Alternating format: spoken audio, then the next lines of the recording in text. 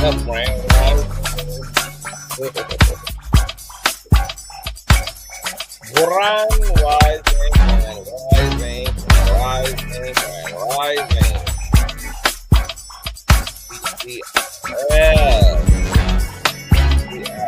Why my birthday gotta fall on such a lit weekday? TGIF Grand Rising, you guys. Come on in. This is the day that my Lord has made, honey. Okay. This day, officially 39 years ago, the word was made flesh, baby.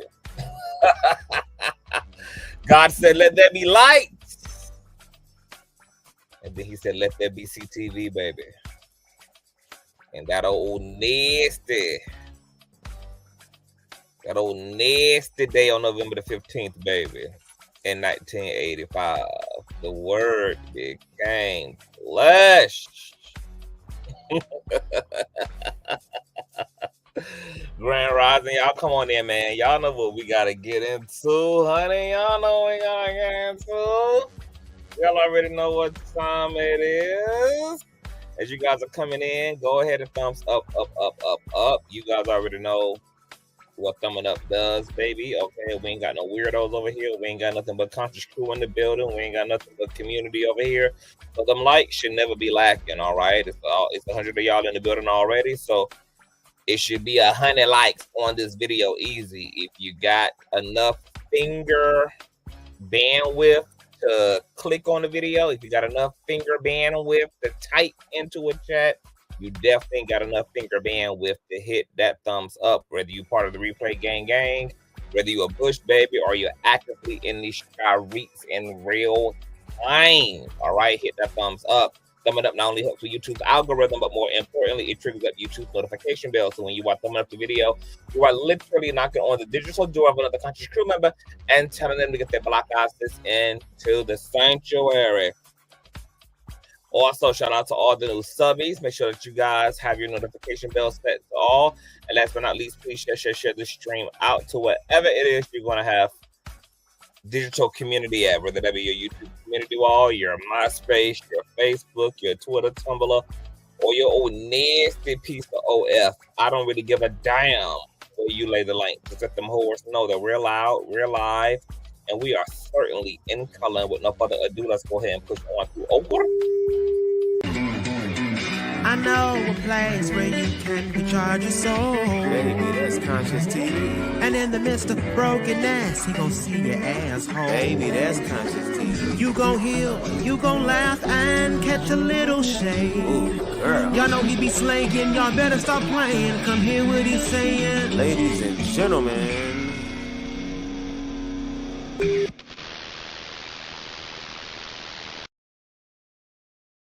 All right, what's going on, you guys? TGIF Grand Rising. I know we are early first thing smoking in this mother lover. All right, I've been up all night. I slept so good yesterday. I have not been to bed yet. I initially had this commentary set for 2 p.m. Today, but I'm like, you know what? I ain't been asleep yet. I don't even know if my black ass gonna wake up on time to be loud, live, and in color at 2. I didn't want to take no chances on it. So I said, you know what? While I got a little bit of glory left in me, let me go ahead and get this commentary over with. Okay. Now, you guys also know today is officially my born day. Okay. That is partially why I've been up since. When did I wake up yesterday? When did I get up? I feel like I got up late Thursday. I think I might have woke up. When did I awaken, honey? When was I resurrected yesterday? I might have got up and... Was I up early? Did I sleep? Girl, I've been up so damn long, bitch. I don't know when the hell I got up on Thursday, bitch. But I know that I'm going to be going the fucks down after this live stream, girl. So I will be seeing y'all later today. We will do a official birthday live stream. I'll let you guys just pedestalize me and just worship me and just pour love all over me and just, you know, tell me how great of a king I am, baby. Okay, I'm gonna let y'all get it all out. Okay, I'm gonna give y'all that, baby. I know y'all been burning up, baby. To crown me accordingly, baby. So we'll come back later today. We'll talk about the B-Day. We'll talk about 39. We'll talk about the craziness of this year, honey. We'll talk about all of that good jazz. So I will be seeing y'all out live and in color in the flesh officially later on today. I don't know when, but it'll be at some point today, okay? So thank you guys who are already piling in and coming in and wishing me well and wishing me happy birthday. I receive it all. I feel so great. I feel so amazing. I'm so blessed. I'm so highly favored, baby. I couldn't even complain if I wanted to. I literally at this point have nothing to complain about. Like, everything is going beyond the beyond for me, girl. I'm literally living my life like it is golden because it in fact is. So I couldn't even ask for anything more than what already is. So shout out to you guys. Keep me in your prayers. Continue to just support me through your love of the content, your support of the platform. Continue to be interactive with the platform, commenting, thumbing up, sharing, you know, getting the word out, sharing clips out on Facebook and TikTok and Instagram and all of that good jazz. And y'all already know y'all can run it up on PayPal and Cash App as well. I want to keep this banner up since this is my birthday day. So it really is all about me. Even when I am going to be all up in other people's business, it's still officially my business today. So I'm going to keep this birthday banner up the entire live stream. So in case you guys want to, you know, send some birthday love to the PayPal or Cash App, that you will just have it visible right there. And my moderators don't have to be copying and pasting and all of that good stuff. And matter of fact, speaking of birthday, girl, I got a official birthday donation from a Conscious crew member about 40 minutes after midnight. Okay, 40 minutes into my birthday, girl. My baby mother, Dominique, sent me a nasty piece of birthday donation, said happy birthday. Okay, with all the party signs, shout out to you, baby mother. You know, the kindness of strangers is just really fucking epic. You know, the fact that, you know, people who have come to connect with me and value me via social media were thinking about me, you know, were literally in some part of the United States, some part on this earth, honey, whether she spherical or flat, baby, okay, was somewhere consciously aware that it was my birthday and made an intentional effort, literally, when they looked up at the clock and said, CTV, it's his birthday. Let me send my energy and my vibration. Let me turn my love into a verb and protrude into his reality to inform him that I appreciate him and that I love him and that I'm thinking of him. The fact that just perfect strangers, not strangers really, because you're conscious crew members, but you know, people separated by various times and spaces, just deeply aware of you. You know, you got to give it up to social media, to the invention of the internet. Because my God, today, all this is possible because of social media. So I want to thank y'all. Shout out to my baby mother, Star, for the nasty birthday donation. Thank you for happy birthday. Be blessed. Thank you, baby mother, Star. And I'm sending blessings to you all in return. All right. Thank you guys so much. So let's go ahead and get into some business. Let's go ahead, girl. Now, I'm going to issue a disclaimer out right now. Okay. And because it's my birthday, you know, y'all just gonna have to let me get away with anything I want to get away with on this day.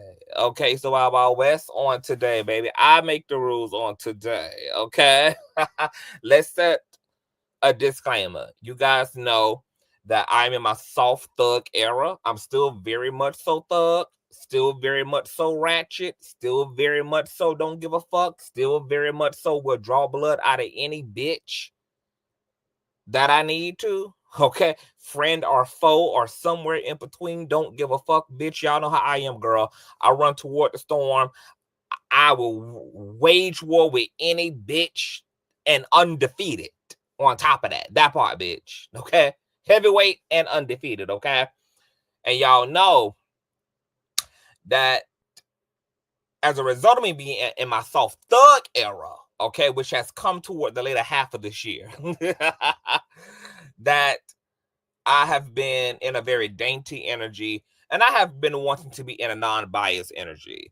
So, you know, being able to talk from both sides, trying to see things from multiple vantage points, being reasonable and sensible, even when it comes to stupid ass horse-faced bitches who pussy pop on the internet to land somewhere on irrelevant charts, girl, like Wendy Wiggins, bitch. You know, even with the whole TGIF shit, I had to have that frail bitch's back, you know, just because I had to be honest. You know, even when it comes to that funky pussy bitch, slob fraud ass radio, you know, I had to be fettered out. Even when it came to the Megan Thee Stallion lawsuit, and admit that I feel like the lawsuit, it is weak and it lacks convincing substance as it relates to the claims it's making against Slob Radio. Okay.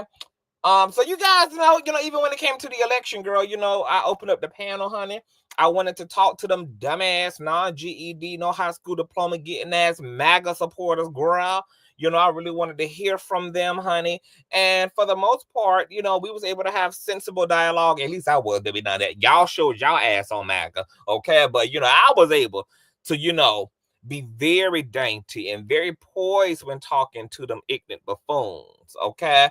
And shout out to the MAGA supporters who are also Conscious Crew members as well. Charles, I've been doing really good with just being solid, baby. Okay, so in this disclaimer today, hold on, y'all. Shout out to my baby mother Jessica for the old nasty piece of birthday donation. Shout out to you, baby mother, for the old nasty donation. All my baby mothers coming through. Oh, period. All right. Now, the disclaimer is this commentary is going to be driven from the context of encouraging emotional intelligence on everyone's part in this matter, including the people who have an irrelevant role to play, such as Cocaine Wiggins. Okay? With that being said, girl, we are going to be speaking from that context here. All right? I'm going to have to tug on mama and mother Maddie, you know, just a little bit. I'm going to have to tug on the BBL of Oliver Twixt a little bit. I'm going to have to tug on the lace front of Miss Dominique a little bit. And then you guys know, baby, I'm going to have to pull Craig the Felt Mistress's hairline just a little bit forward, girl. Just pull it down just a little bit, baby. Okay? So everybody gonna get tugged on in this commentary. Okay? All right. Now, let's get into it. You guys may know or may not know of Oliver Twixt. Okay? Oliver Twixt is a personality in his own right. A lot of you guys here may know him from working with T.S. Madison, the Supreme Queen's Court, and you know, her various projects. He's worked as an editor. He's worked as a friend. He is a alleged gay son as well of Mother Madison. Okay, you guys know in the LGBT community, we have things called houses. Houses are pretty much like alternative families where another queer person who may be trans, they may be lesbian, they may be same gender loving, who will act as a alternative parents, oftentimes to LGBT youth who have been rejected, been ejected from their communities, from their biological families, are looking for shelter and solace amongst their own kind, and elders of the LGBT community, those with resources, may sometimes open up their homes, their lives, their pocketbooks in order to be a mentor, etc., honey. So Mother Maddie has lots of children. Chi Chi is one of those sons. Oliver Twixt is one of those daughters. Okay. Oliver Twixt also has worked with another notable social media personality, Funky Dineva. Oliver Twixt also is a web reality star on a franchise called Chasing Atlanta.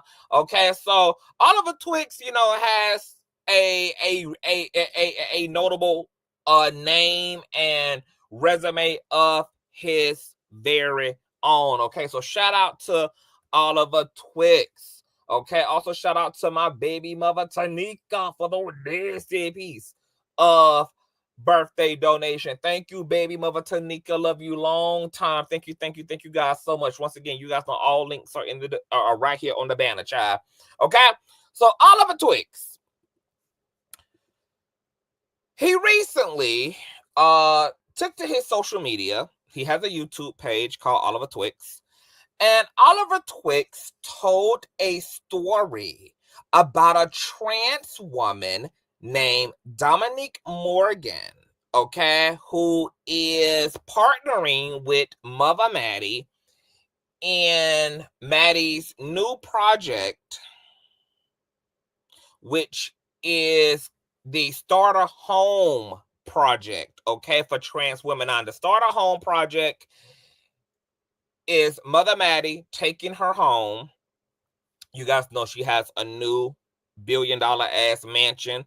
Okay, she decided to outsource her old home, turn it into a place where trans women who are transitioning out of sex work, who are pretty much looking for a second chance at life, and allowing them to have a safe place of governance, allow this to be a transitional home for trans folk. This is a beautiful idea and a wonderful contribution to the trans community, especially with Maddie being a trans woman herself who got it from the mud up, baby. You guys know that T.S. Madison got her start in sex work, etc. So this is a amazing payback to her community. Well, this trans woman named Dominique Morgan is also partnering with T.S. Madison. Matter of fact, let me go ahead and bring up some visuals while we're here, child.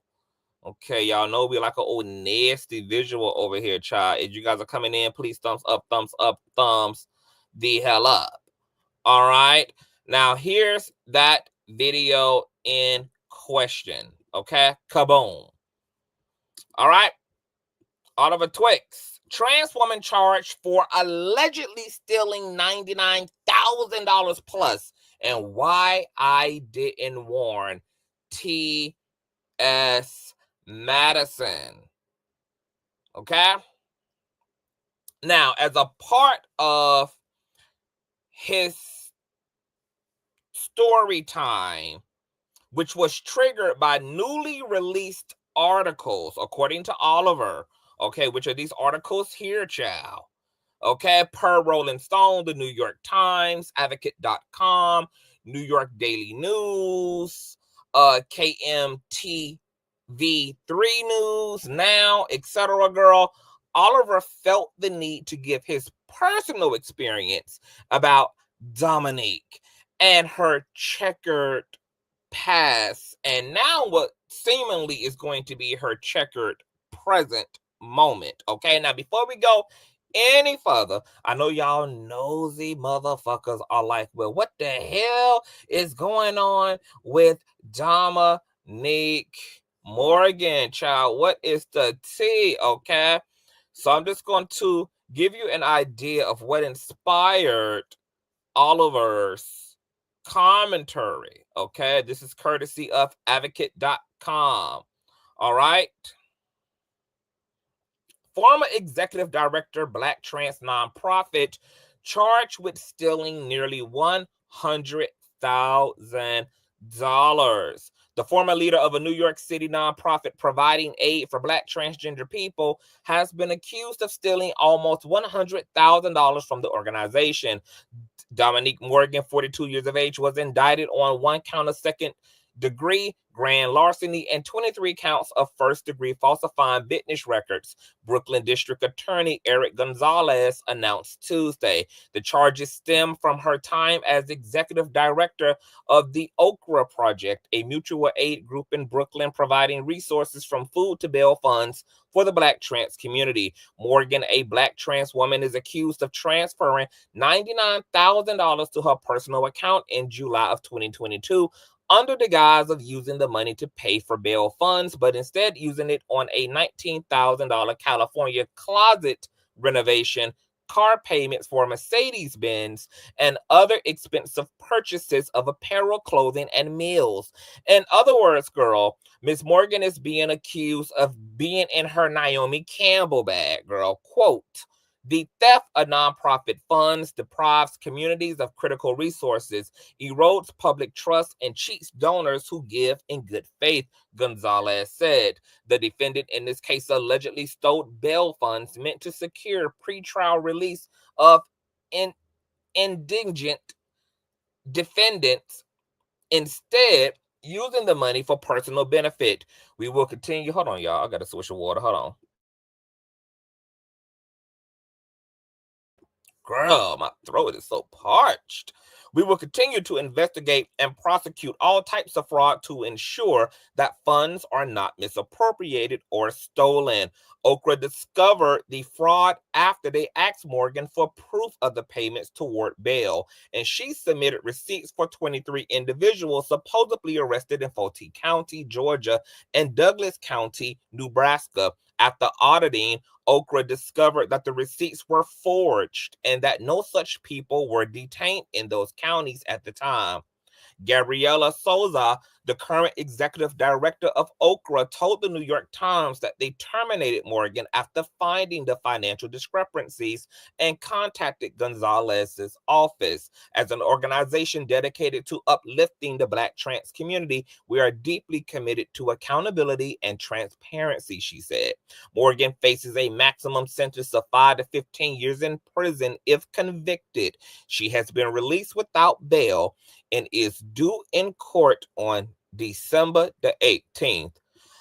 My God, today, girl, that's some heavy, heavy, heavy big wheels keep on turning ass shit right there, girl.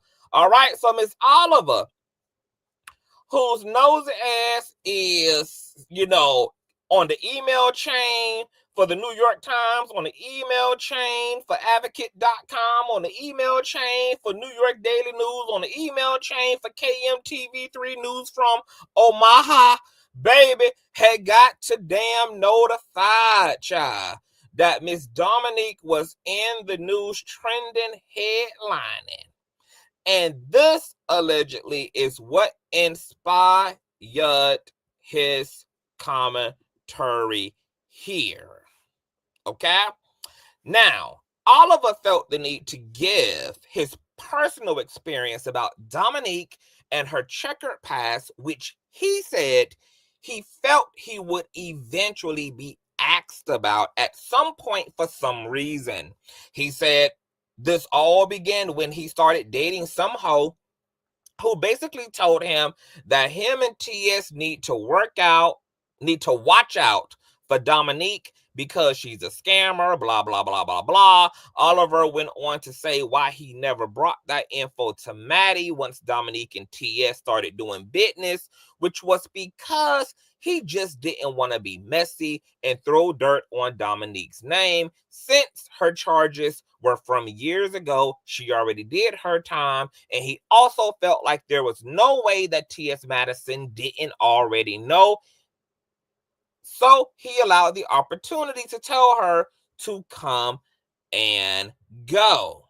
Now, as a result of Oliver doing this commentary and putting T.S. Madison's name and picture in the title, along with it, supporters of Maddie, including his very own, felt the shit was shady as hell all the way around. And these were the two critiques from viewers. The first critique from viewers was that they felt like Oliver should have told Maddie about anybody that's around her and her brand that could pose as a potential risk, considering that he's her gay son and her employee, and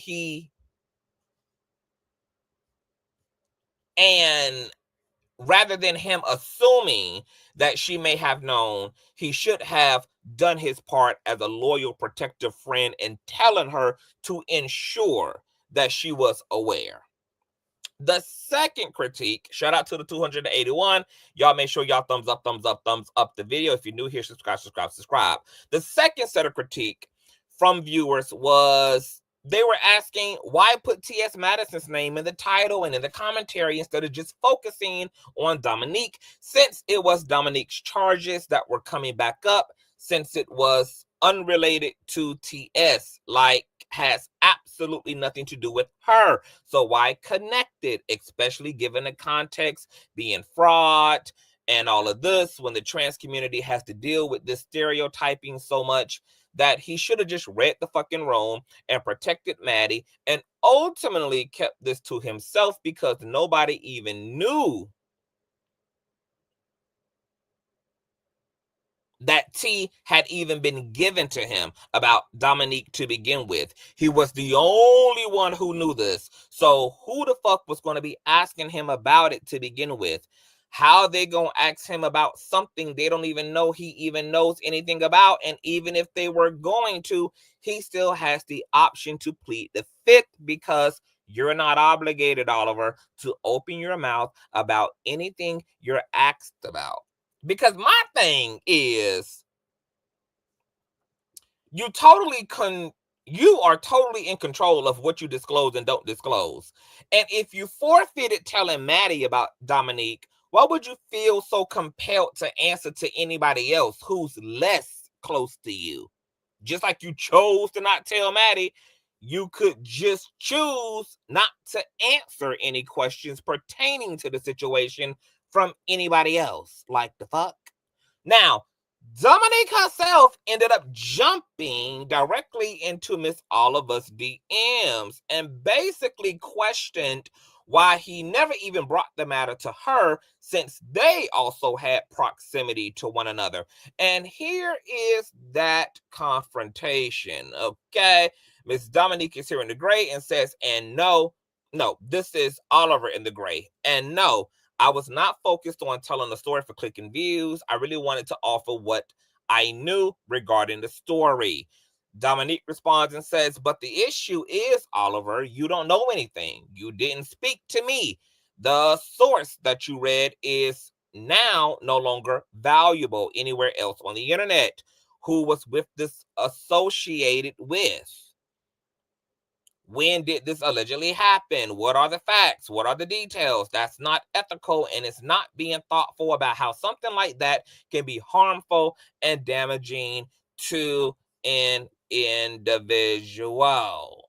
Okay, so that was Dominique pulling up on Oliver. All right, now you guys, you probably can't see here, but at the bottom, Oliver responds and says, I took the videos down. But the gag is, after Oliver took the videos down, he put them right back up and he reshared the initial clips. So there you have it. Now, before we go any further, I have to tug on Dominique's wig here just a little bit.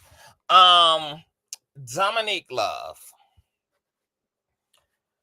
I think that you have some audacity to even be confronting Oliver, baby. Okay. Oliver is not the local, state, or federal newspaper girl. Oliver is not CNN. There are literally larger publications at this point who are running this situation down in front of hundreds of thousands and millions of their consumers. And secondly, if you did the crimes in the past that Oliver did not tell Madison about, and now you're back trending again 7, 8, 10 years later for new alleged crimes. You have bigger fish to fry. You know, the old saying is, if you can't do the time, then don't in fact do the damn crime. Okay? All of us was only reporting on what the hell was public at this goddamn point. These are allegations against you, and very much so notable ones, and there are direct and explicit statements from the organizations, from prosecutors, etc., about what they discovered was taking place under the guise of your organization or whatever organization you were connected to. So I feel like this was kind of misguided frustration, and this was misguided anger. You just should have ate that, maturely speaking. You just should have ate it, baby. Okay? If you didn't want to be talked about, if you didn't want this type of narrative, this type of jacket on you, then, you know, you should have made different decisions that don't allow for there to be content about you on the New York Times, on the advocate.com, on the New York Daily News, or on the KMTV3, or on Rolling Stone, and now on the Oliver Twist YouTube page. So if I was Oliver, I would have just actually paid you complete and utter motherfucking dust, because at this point, instead of running up in my DMs, you need to be running down to a goddamn lawyer. But moving along, Miss Dominique wasn't the only person who had a bone to pick with Oliver over the ordeal, because personality Gworlll Trump also expressed his frustration with Oliver over the mentioning of T.S. Madison and all of the mess. And here is that exchange, okay? Mr. Gworlll Trump from Twitter said, "This is trash." And to be sitting up there with two cis women, which is Babs from Making the Band and another America Top Model contested winner, discussing this trans woman like this is ridiculous. The fact that T.S. Madison is supposed to be your gay mother and you again decide to repost this is highly irresponsible.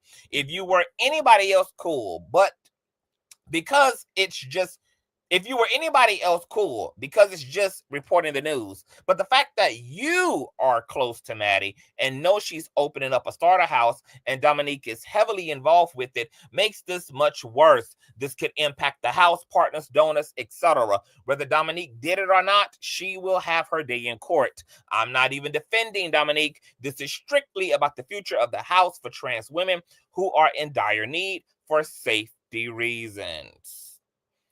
Miss Twist responds back to Gworlll Trump. Heard and respected. No ill intent meant at all. This topic made NY Times. So my commentary on a discussion already on a national level, to me, really doesn't tip the impact this situation is having already on its surroundings. Either way, on the scale. I want nothing but the best for Madison and her ventures. Because of my proximity, I was really pre-answering a question I felt would be coming my way. Okay. Now, Gworlll responded back and said, the reality is that's not necessarily true. It being on NY Times is just that. You having a close relationship with Madison and interactions with Dominique, this impacts and penetrates deeper to the viewers. It looked at as an insider, so it hits differently. People don't know the people who wrote those articles, but they know you from your proximity to her. That's why it's different. If you had a gay son and you were opening a business and they blasted someone close to you that is involved with your upcoming business, you would feel slighted, especially because you said you never brought it to her attention privately, but aired it out publicly. It's intent versus impact.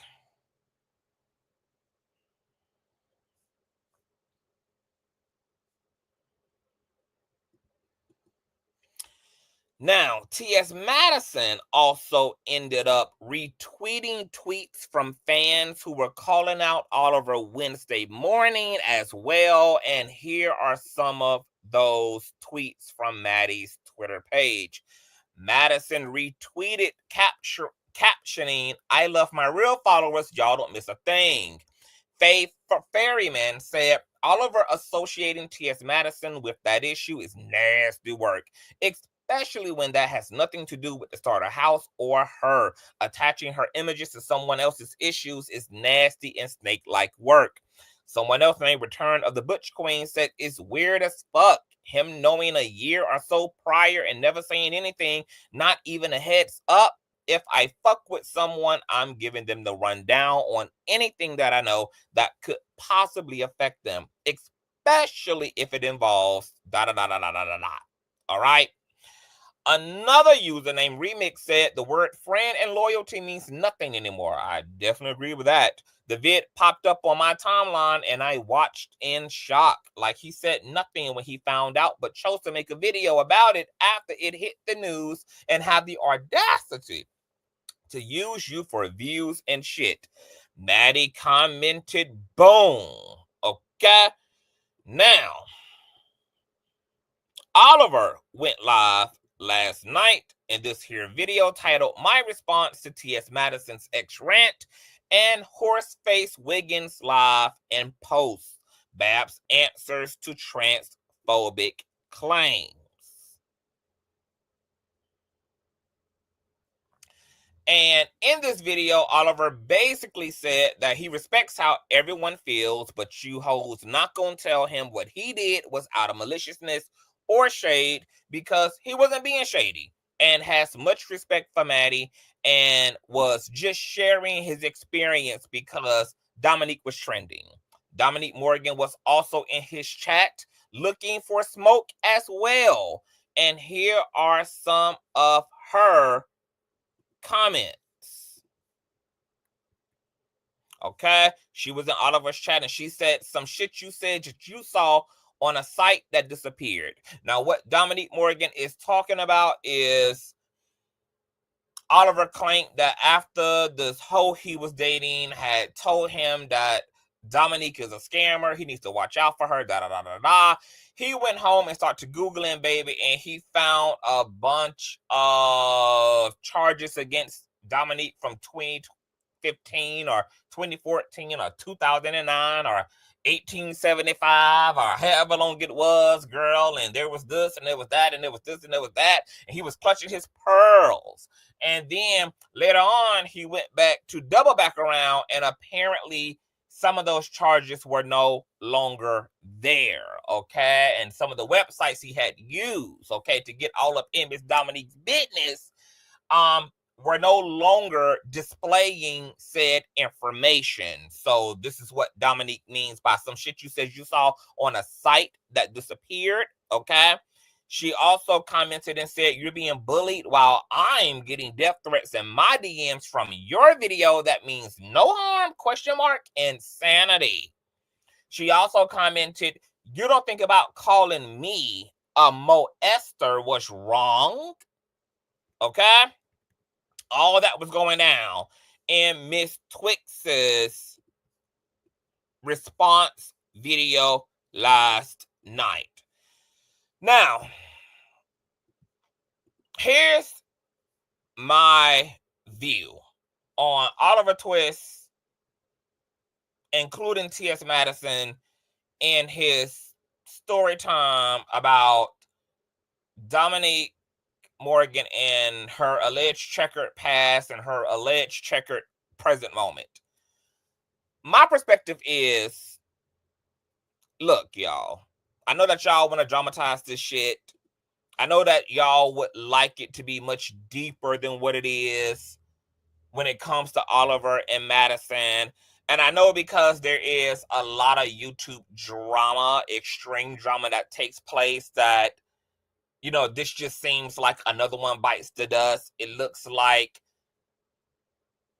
what it looks like, but I don't think this is what it in fact looks like. Oliver is a content creator like anyone else, and he outsources for shit to talk about to get his platform popping like everyone else. And what he did was see that Dominique Morgan was trending for all the wrong reasons and decided, I have a cute little story time to go along with this news. And then boom, the rest is history. Oliver wasn't being shady. He was being a content creator. He was being opportunistic, and he was being a desperate content creator at that, which is the only crime I would charge him with at this point. In being quick to capitalize off the Dominique Morgan salaciousness, he didn't read the room entirely, and he forged ahead without thinking about the impact that it could potentially have on Maddie and the way the optics would look regarding their friendship. The move on Oliver's part was just immature at best, but definitely not something I would classify as being shady or even ill-intended. Well, not at least toward Maddie. Now, wanting to commentate on the charges against Morgan ass is another topic, but they not friends, so he don't owe her ass anything to begin with. Okay? Now, that's my view on Oliver adding TS's name. But this drama is layered because it also opened up old controversy from last year, which was over Oliver celebrating his contribution to Beyonce's song Cozy from her Renaissance album, which featured vocals from T.S. Madison that were arranged and edited by Oliver Twist himself. So Oliver also ended up having to readdress this in his response video to Madison and Horseface Wiggins, who decided to, of course, chime in because he enjoys everybody else being as friendless on this platform as he is, okay? But we'll touch on those dramas in a few because T.S. Madison and her sidekick Craig the Felt Mistress responded to the fallout of Oliver's commentary last night as well while Oliver was live. And they started getting into a lot of things, child. And Miss Morgan was in the comment section windmilling for her life there as well, okay? In this response video from TS and the Mistress, they addressed a few things. For one, they address the Felt Mistress is and does call Oliver out on getting paid by him and Madison for lackluster busted ass product in return, okay? Also claims that Oliver wanted to be a star more than he wanted to be a production.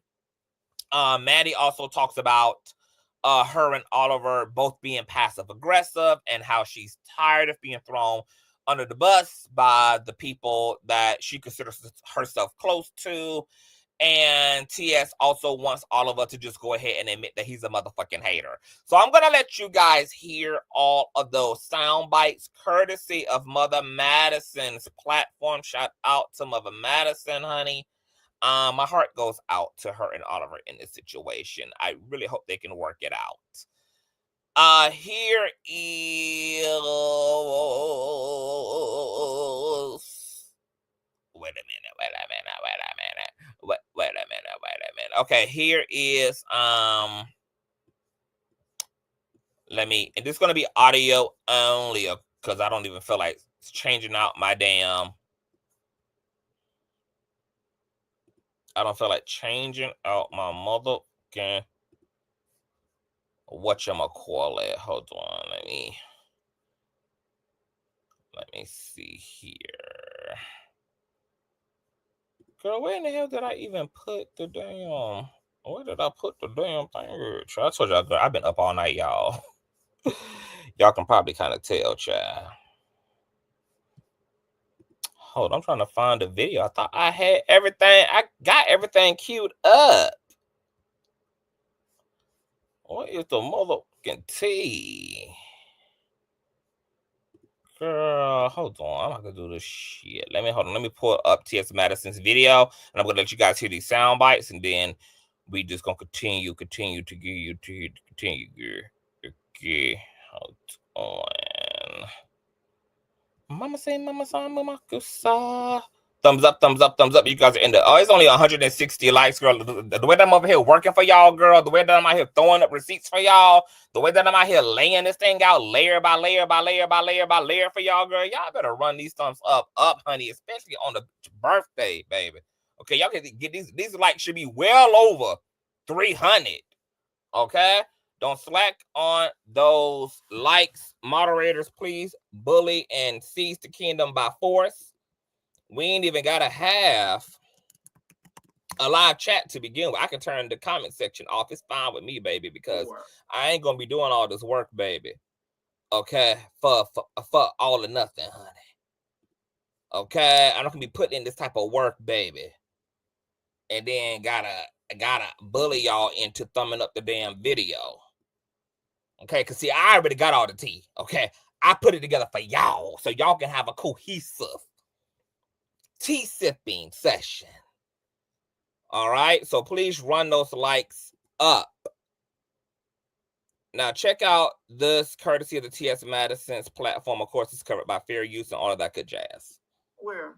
I'm looking at it. Who's live? Those are your tweets in the background. Oh. I don't care. Right. I mean, listen, we both can be passive aggressive. We both can do it. But I just returned the medicine that was being fed to me, because it's just like, bro, you were just texting me the other day, the day that Trump won, or the day after Trump won, asking me about trans girls. And didn't use that moment to say. And why didn't you take that moment when you were texting me and say, "Hey, I ran across this article about Dominique. You know, I'm gonna cover this story." Why do I have to wake up the day? Because remember, we were in here doing fag talk, and there was a moment that I paused because Trent brought me the damn thing and showed me that he's live talking about it. And it's just like, well, why is my name in it? What's the reason why my name is in it? If you felt that you needed to cover the story, what reason is why is my name inside of it? What is it for? What are you doing that for? What's the reason? Why do you have my name in it? I don't get it. If you were going to cover what you were going to cover the story and move along. But I know what it was. I know what it was for. I know what it was for. I understood what it was for. And I'm just tired of being collateral for the way these things. I'm just tired of being collateral for it. Like, It's just collateral. Like, like, girl, just say, bitch, you feel a way about me. I feel a way about you, bitch. Just say that. I feel a way about you. Please don't come in here talking to me about no big, wide ass, greasy face, buying love ass heathen bitch who can't maintain a relationship, a click, and a view, a substance any damn well, baby. Don't talk to me about no bitch who need Ozempic, Mojoran. Don't talk to me about no bitch who need Medicare, Obamacare. Don't talk to me about no weird ass gutter snipe bitch who need wheels underneath every chair in his motherfucking cave, bitch. Okay? Please don't come in here talking to me about no bitch who ain't at least got 50K subscribers, baby. Make the math make motherfucking sense. Okay? You go ask them hoes. I'm a dick and I belong in hoes' mouth, okay? That's why hoes will keep my name in a mouth, okay? Bitches don't like me because they got exposed, bitch. Okay? Exposed, honey, forever and evermore. That bitch keep playing with me, girl. I'm gonna wake up on another Friday the 13th ass Friday, bitch. And it'll get worse than what it already done got. Okay? And there ain't nobody who willing to save your ass, bitch, because everybody is playing on your motherfucking head top, girl. See, these bitches go, see, they love to call for Freddie. Over and over and over again, girl. And then when Freddie pull up on Am Street, bitch, everybody want to go to call the 911. Everybody wants to go playing the crime games. Everybody wants to go being the motherfucking victims. Okay? But I am a dick. So I am inevitably in hoes' mouth. Hoes love dick, and I am a dick, baby. Okay? So I hope that resolves the context and the solution for you. Okay? You, ma'am. I mean, I really do think that I think it's what part of what I said about him wanting to just do his own thing. But then I also do think that some of this, I'd be lying if I didn't say it. But I really think some of this is rooted in him feeling. And then he's over there talking about, oh, I didn't tell her. Girl, you didn't need to tell me anything. I already knew what was going on with Dominique way before.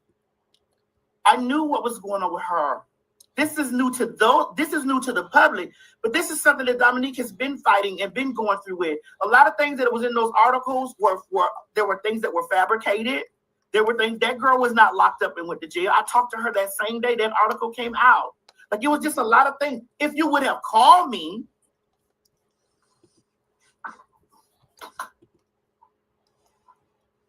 if you text me, I'm talking about if you would have called me before you ran with this story, girl, I would have explained to you the things that I know and that I don't know. I think a lot of this is rooted in that cozy shit.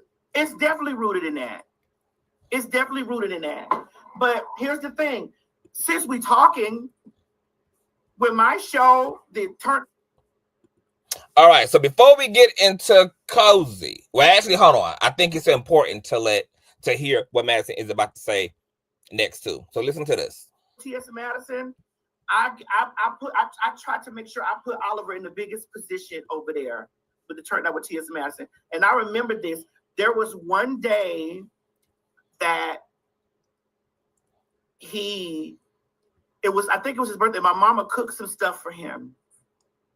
And my mama said, Oliver, if this is going to infringe on doing whatever with the show, please tell me so that I don't, and he went over there and he went and had his party or whatever. And then the day of doing the show, it was crunch on the day. And like my show was glitching. There was a lot of shit that was going on. That's what I was just saying a moment ago. It hurt me to my heart because I'm like, bro, this was really our project together. Mm-hmm.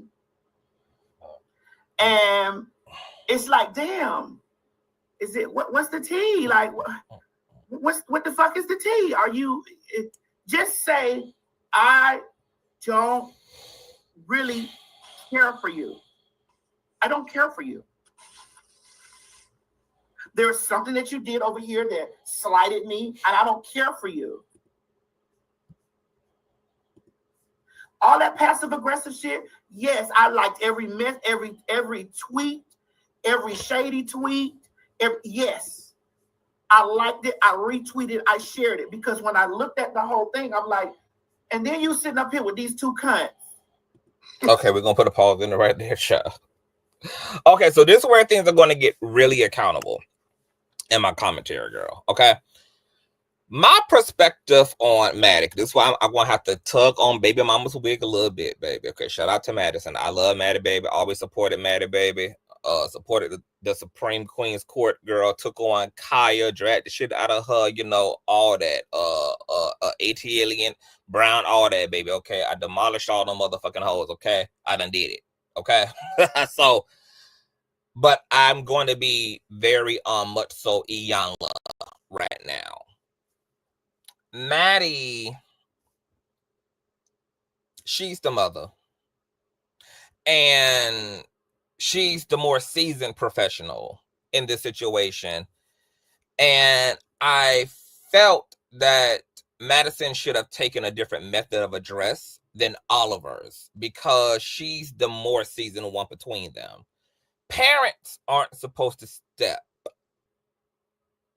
to their children's level, step or stoop to their children's level and go tick for tat. Madison has been a content creator long enough to know what I know, which is that sometimes people can mean no harm in what they say on social media. It's just a matter of people having loose lips. That's the issue. And I'm going to assume since TS and Oliver still had a functioning relationship all the way up to Oliver's controversial commentary on Miss Dominique, since they were just texting in the days following that, TS has to have some true sense of who she believes Oliver is at heart. Because to believe anything otherwise should have resulted in the friendship being terminated a long time ago. So I feel this could have been de-escalated a lot sooner had Maddie just picked up the phone and said how she felt. And Oliver could have quietly corrected the matter by removing the video, redoing it, just focusing on Dominique as a resolve. Now, Oliver stated that he would have done just that had Mother Maddie called him and said the reason he did not initially even mention the commentary he had planned to do is because he didn't think it was even gonna be a big deal to begin with, because his commentary, he felt, doesn't put Maddie in a bad light. It doesn't suggest anything foul about Maddie. But once again, Oliver didn't think about the indirect impact it could have had on Maddie or even his and her relationship, even though I can see from Oliver's perspective why he thought not informing Maddie beforehand didn't matter, since the news, to his point, was already being reported by notable and larger media outlets like the New York Times, etc.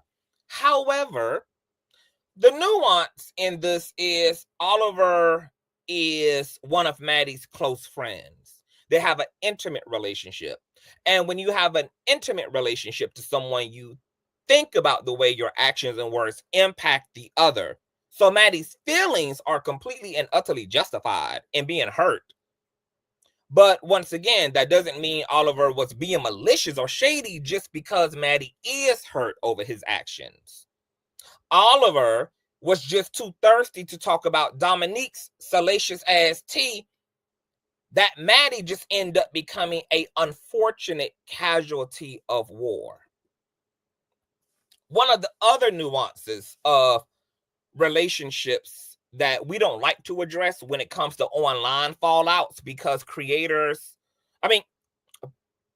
when it comes to online fallouts between creators, because it's easier to major in the mess than the message within all of this foolery, which is that all relationships require communication, and communication for as long as there will be a relationship, which is what Maddie is advocating for. Maddie admitted, though, that she's passive aggressive.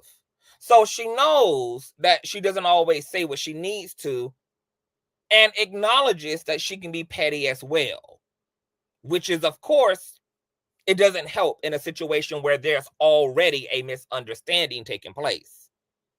So what I want to say to Maddie directly is, mother, you cannot pick and choose when you're going to be mother versus when you're going to be Maddie.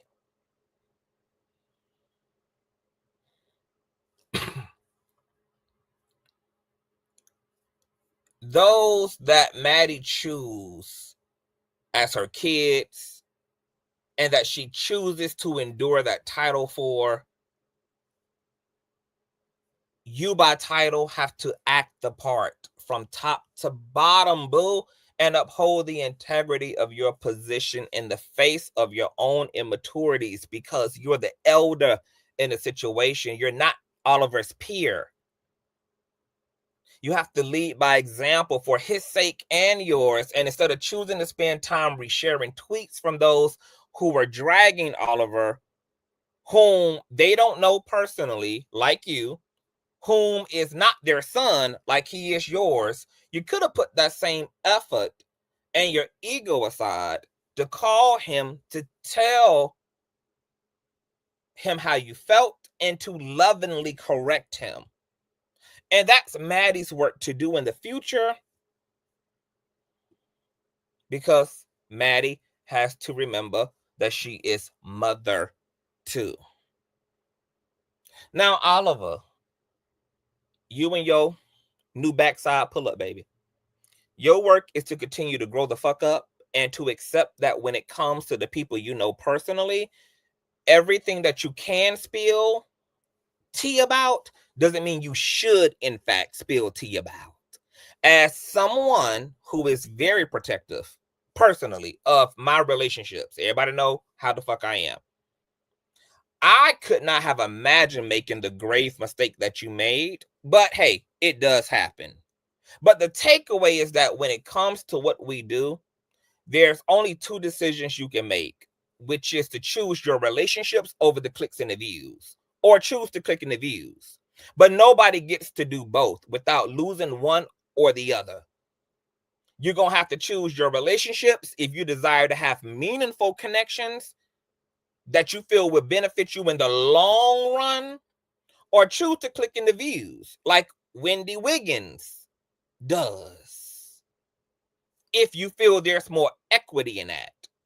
For me, I have kept and continue to keep a lot of things to myself when it comes to the people I have personal relationships with in these spaces, and only choose to speak on them when I can make it better for them. If I can't make a situation better for them, then I don't speak at all. So the next time Maddie's name comes up in your consciousness, Oliver, the question that should follow is, can this benefit her? If the answer is no, then you should mind some other business, sugar, because that's just as mindful as you desire her or anyone else in your circle and that you're close to be towards you.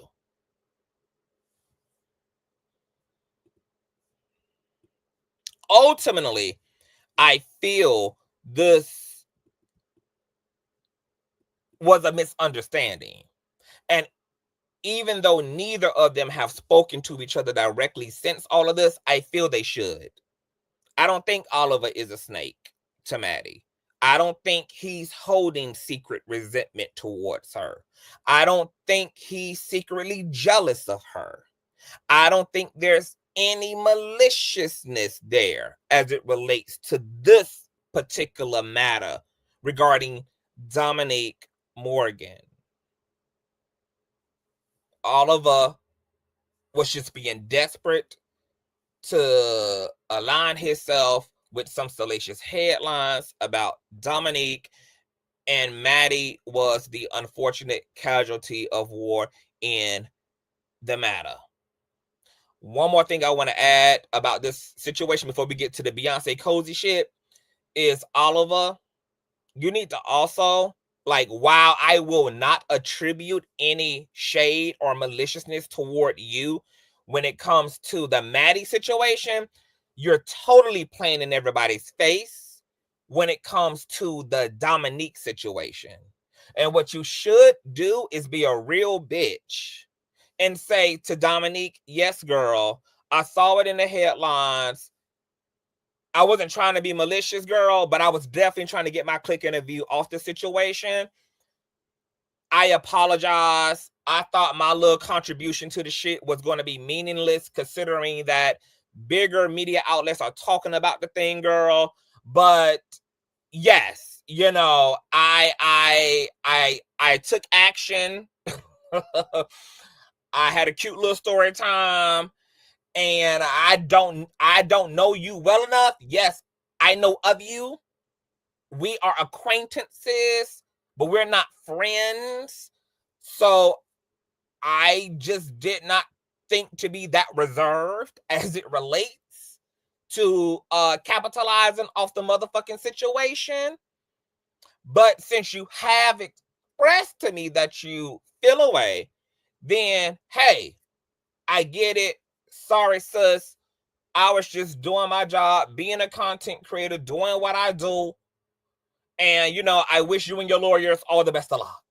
But for Oliver to essentially deny even that, he couldn't even own that part of it. He couldn't even just at least own it when it came to Dominique, because it's clear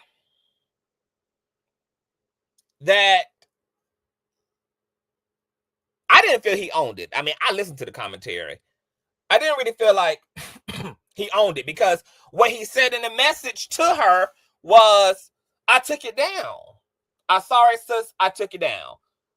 But then he put it back up. He put the shit back up. He reshared out the clips. And I don't know what that was about. But just say what it is. Because it's okay. Because I agree with the reality that he doesn't owe Dominique anything. So she's fair game. She ends up as trendy news. She ends up as trendy fucking news, girl. You know, like, this is, you got bigger fish to fry than Oliver, honey. Okay, you know, I know he got an ass that's bigger than fish, but nonetheless, you got fish and bigger fish to fry than Miss Oliver. And y'all ain't besties, baby. Y'all not sitting down drinking tea and eating crumpets and a bunch of bullshit. So, you know, just move the hell around.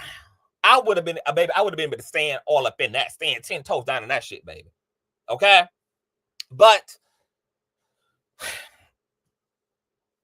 moving along. This Cozy drama.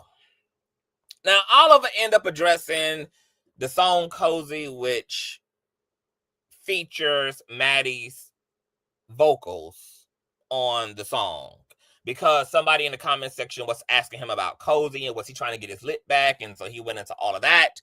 Oliver basically said that he never felt Maddie owed him anything regarding Beyonce's song Cozy. He said that it was actually, in fact, Maddie who called him about Cozy, since, you know, he was the one who arranged the vocals. They kind of kikied and celebrated together. He said Maddie gave him the okay to talk about Cozy, so he did. Okay, I think there was a TikTok challenge that came up. I do remember seeing all of this at the time. I think I might have reported on this. No, I don't think I reported on this, but I remember, you know, looking at everything when it was, you know, showing up in the media space. He was responding to a TikTok challenge about, you know, like, what's your greatest accomplishment or something like that. And so he brought up the Cozy situation. All right. He also went on to say that even though she gave him permission to publicly speak about Cozy, to acknowledge his contribution to the soundbite, that Maddie turned around and felt the way afterwards, and he did not understand why. And I think this is the part of Oliver that makes people feel some type of a weight, is because he kind of like has selective memory, and he kind of just acts a little aloof when, you know that he knows damn well what's going on in some capacities. Because if I remember correctly, Oliver had posted about this on his community wall. He posted about Cozy on his social medias. And in the comment section, there were commenters at the time who were saying, oh my God, like, Madison owes you money and you deserve credits for the audio. It's your work too. You are owed something. And I believe Oliver either liked one of those comments or just never spoke those things down, which only fueled more of this narrative that turned into drama. Okay, either Oliver, I distinctively recall Oliver either liking some of the comments or hearting some of the comments, and people were creating a narrative in his comment section, and he wasn't necessarily refuting or debunking the narratives that were being put in his comment section about how Maddie either owed him $1 or owed him a credit, which Maddie had given him both. She had paid him initially for the vocals that he had edited, and he had credit for those edits as well. The Cozy track didn't come to 2 years later when Beyonce scooped it up and decided to integrate it into her Renaissance album. And like Madison said last night, initially they didn't even know that what she was signing off on was to lease these vocals to Beyonce, because Beyonce initially was cloaking herself. You know, she's the queen of cloaks, girl. So they didn't even know this is Beyonce initially until after the fact. All right. I'm gonna let you guys hear some audio. It's going to be Maddie and the Mistress speaking on the Cozy fiasco. They're going to be calling Oliver out for not even wanting to edit the vocals and how he was paid for what he did. And they accuse Oliver of also stealing a laptop, allegedly. So let me let you hear the sound bites, of course, courtesy of the Maddie platform. Y'all thumbs up, thumbs up, thumbs up, thumbs up, and all that good jazz, honey. Let me make sure I got the right. I done scooted this thing all the way up. Because we all the way up. All right, 42. All right, let's get it. I think a lot of this is rooted in that Cozy shit. It's definitely rooted in that. It's definitely rooted in that. But here's the thing. Since we talking, with my show that turned out with T.S. Madison, I tried to make sure I put Oliver in the biggest position over there with the turned out with T.S. Madison. And I remember this. There was one day that I think it was his birthday. My mama cooked some stuff for him. And my mama said, Oliver, if this is going to infringe on doing whatever with the show, you know, please tell me so that I don't, so, you know, and he went over there and he went and had his party or whatever. And then the day of doing the show, it was crunch on the day. And like my show was glitching. There was a lot of shit that was going on. That's what I was just saying a moment ago. It hurt me to my heart because I'm like, bro, this was really our project together. Mm-hmm. And it's like, damn, is it what's the tea? Like, what the fuck is the tea? Are you just say I don't really care for you? I don't care for you. There's something that you did over here that slighted me, and I don't care for you. When people, I don't owe you a motherfucking thing. Nothing. You get the laptop back? No, I don't have it back, girl. It's okay. Let her have it as a severance gift. She can have it.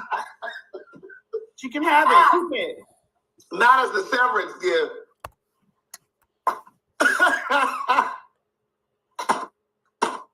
As a severance gift. You stupid. And then you sat there and you let those two women, those two natural born, real women, scream out dudes. And I see the shady shit that you do. Oh, they were saying that? Dudes, what did they say? Dudes want to look like girls. dudes want to look like girls. So of course there is a pressure point. Of course there's pressure.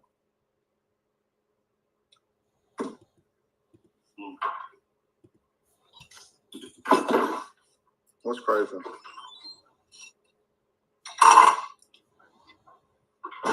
Yeah, dudes pretending to be fish. Like, baby girl, I don't even know y'all. Y'all are washed. I don't know y'all. What are they, girl? Girl, they better go on with that shit. I don't know them. Like, don't do me. Don't try to get me. And it's just like, y'all, you trying to tear me up. Like, you don't get in the middle of no kerfuffle that's going on. I don't got no pressure. I don't have any pressure with nobody. Obviously, we see what the pressure is. Did we or did we not? We did. I sat on this, Craig. I didn't want to talk about this on my show. I sat on this. I didn't say anything about the other stuff. Like, because I'm so tired of having to come. Y'all, that was the last of the Mohicans. Okay, so there's that. Now, here's what's interesting, right? Is that while TS paid Oliver the work he did for the vocals that existed 2 years prior to Beyonce coming along and putting them on Cozy, and giving Oliver permission to speak publicly about contributing to those vocals that ended up on Cozy once Cozy went up.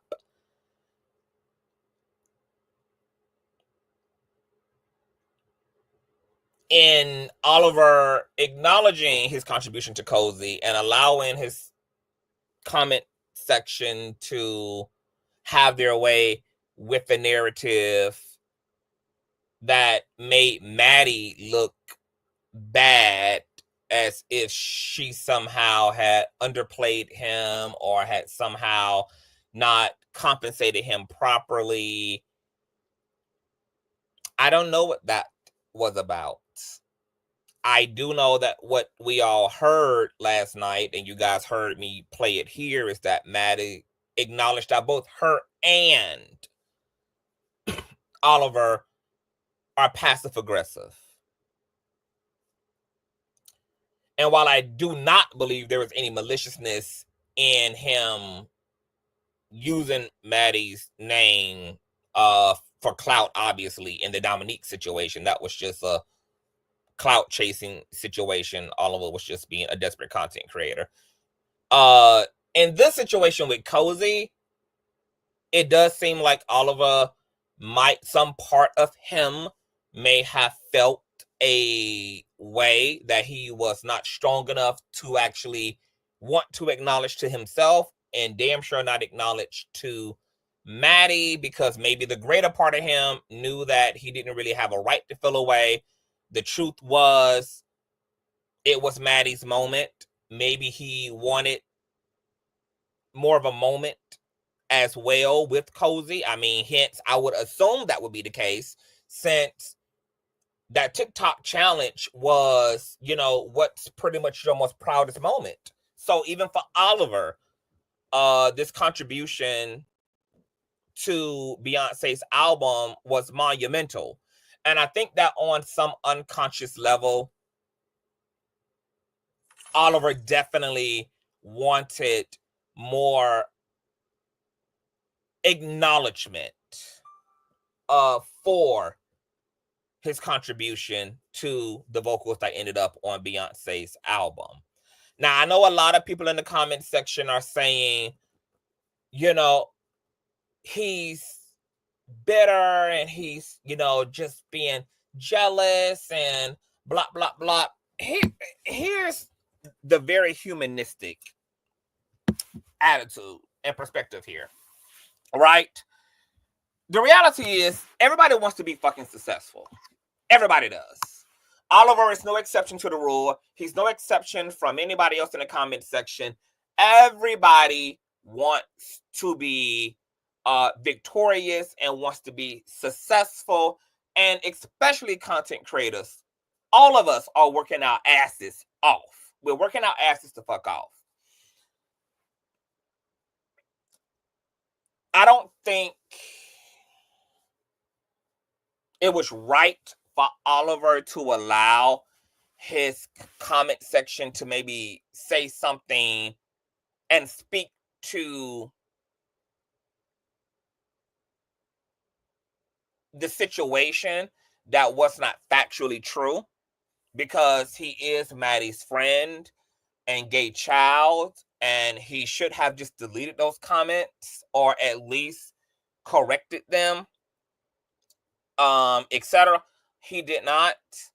Once again, you know, it's argued that he even played into this narrative that he was somehow betrayed or underserved, etc.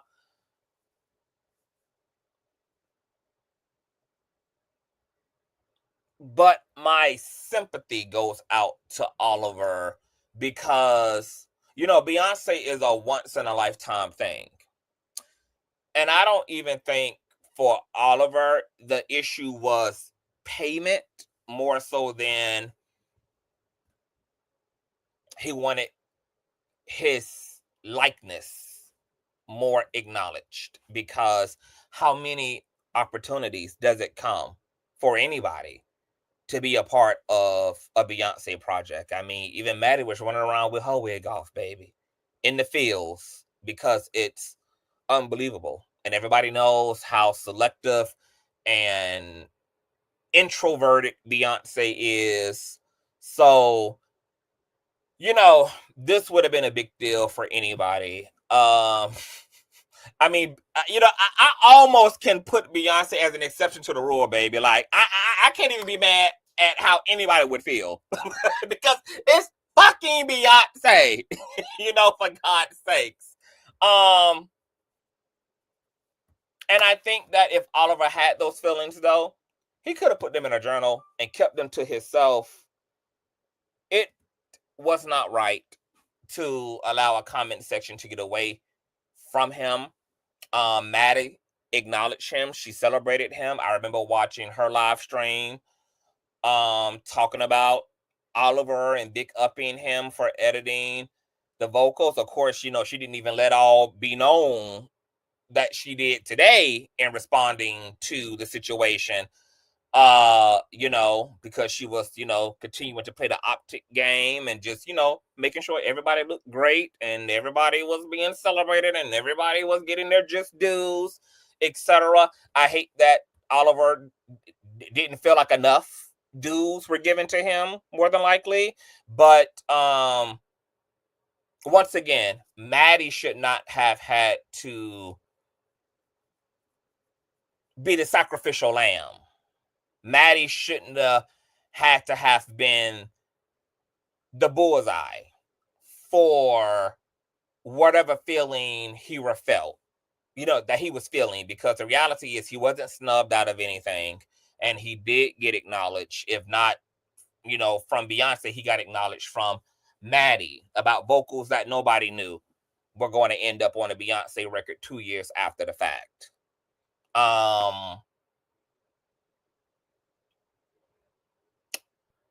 And I can see, even from the TS Dominique Morgan situation to the Beyonce situation, that Oliver needs some tweaking. He needs some work on his emotional intelligence.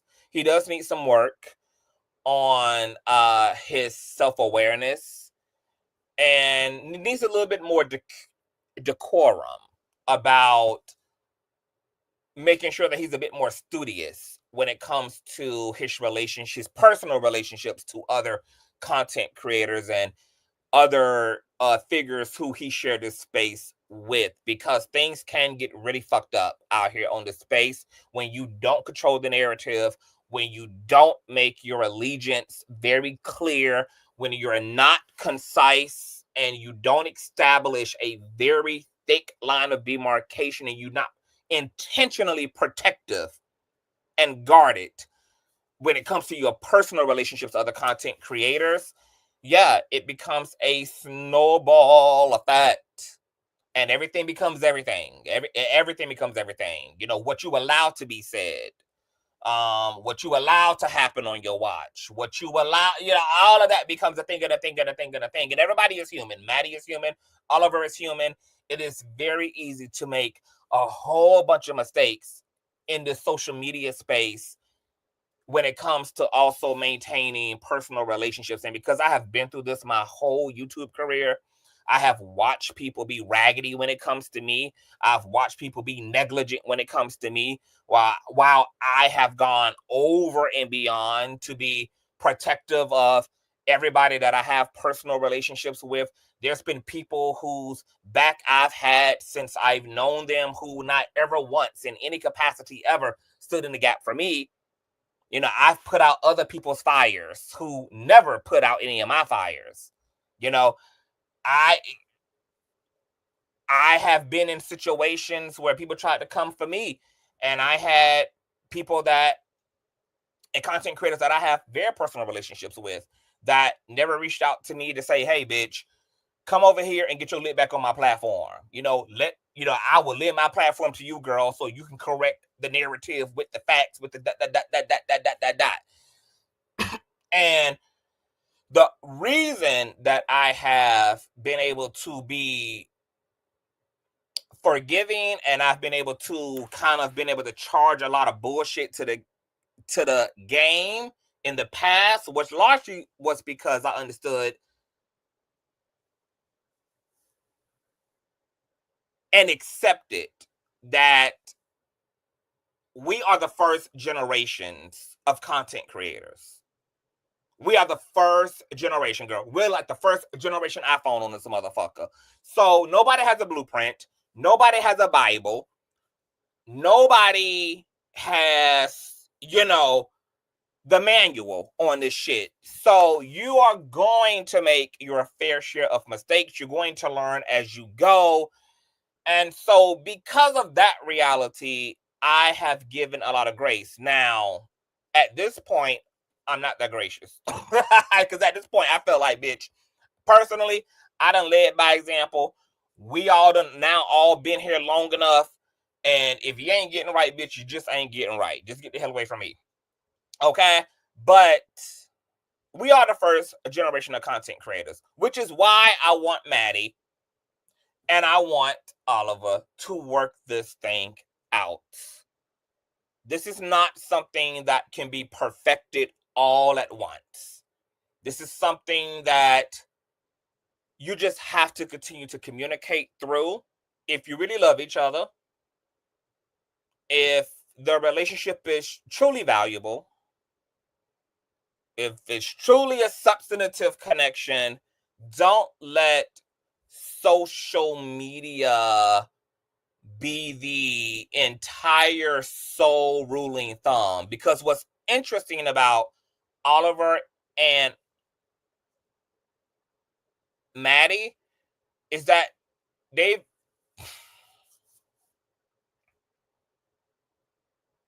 bulk of their issues have come just from social media mishaps.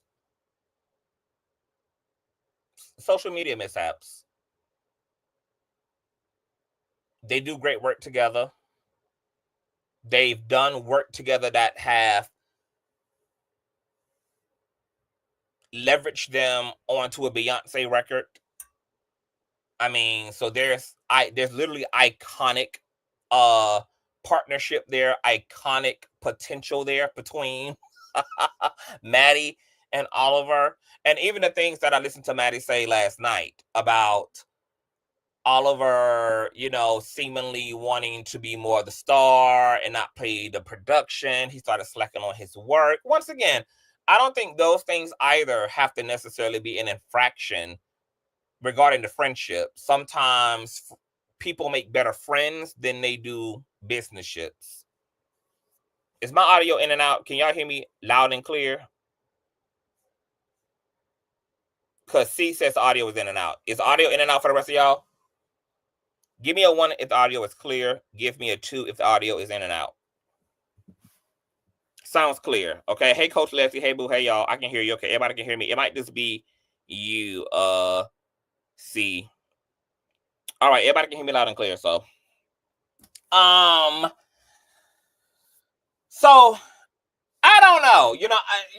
And here's the other nuance. Shit happens in relationships. No relationship is going to be perfect. So neither is Oliver and Maddie's relationship going to be perfect. Relationships require patience, baby. They require compassion. They require forgiveness. They require a lot of things. They are not as black and white and as 1, 2, 3 as we ideally prefer them to be. They require work. And even Maddie acknowledged that her and the Mistress' relationship is functional, but that it also has its bundle of issues. And they are, they come into conflict. They knucking a motherfucking buck. They blah, blah, blah, blah, blah, blah. Maddie went on to say that, but we don't do this internet shit. I don't feel like Oliver was doing the internet shit either, really. I feel like Oliver followed Madison's lead because he initially did a commentary that he did not think was going to be injurious to Maddie. Maddie felt the way about the commentary and then chose to reply by retweeting other people's tweets on Twitter, dragging him. So then he obviously didn't feel comfortable addressing her directly and instead addressed it in the same space that she made her feelings known in about him, which was on social media. And now we're here. A conversation. I'm going to root. Hey, Styles by Stevie. Hey, boo. Hi, love. I'm going to vouch for a reconciliation here. I think Oliver and Maddie are good people, and I think they have a lot more ways to go, and there's a lot more to come out of their relationship that yet meets the eye. And I just think that if they both can address their passive aggressiveness, which Maddie admitted to, and shout out to Maddie for being transparent and being able to take ownership of that, because, admitting to your flaws publicly, admitting to your contribution of relationship dynamics souring requires really big titties like that which Mother Maddie has. So shout out to her for being able to be mature enough to say, look, I'm passive aggressive as well, bitch. I know that I'm petty, bitch. I know I match energy, etc. But the brilliance is in the transparency, but we're still being transparent about something that is a problem and that does not contribute to the betterment of the relationship. So if she's acknowledging that she contributes to the problems, she is not as great of a communicator as she should be, and obviously Oliver is not as great of a communicator as he need to be, that can be their meeting ground. That can be their middle ground. Focus there. Forgive each other there. And work to improve that rather than using what is right now a weakness on both her part and his part as a way to drive a permanent wedge. That's not really necessary. Because it ain't motherfucking necessary. It's not.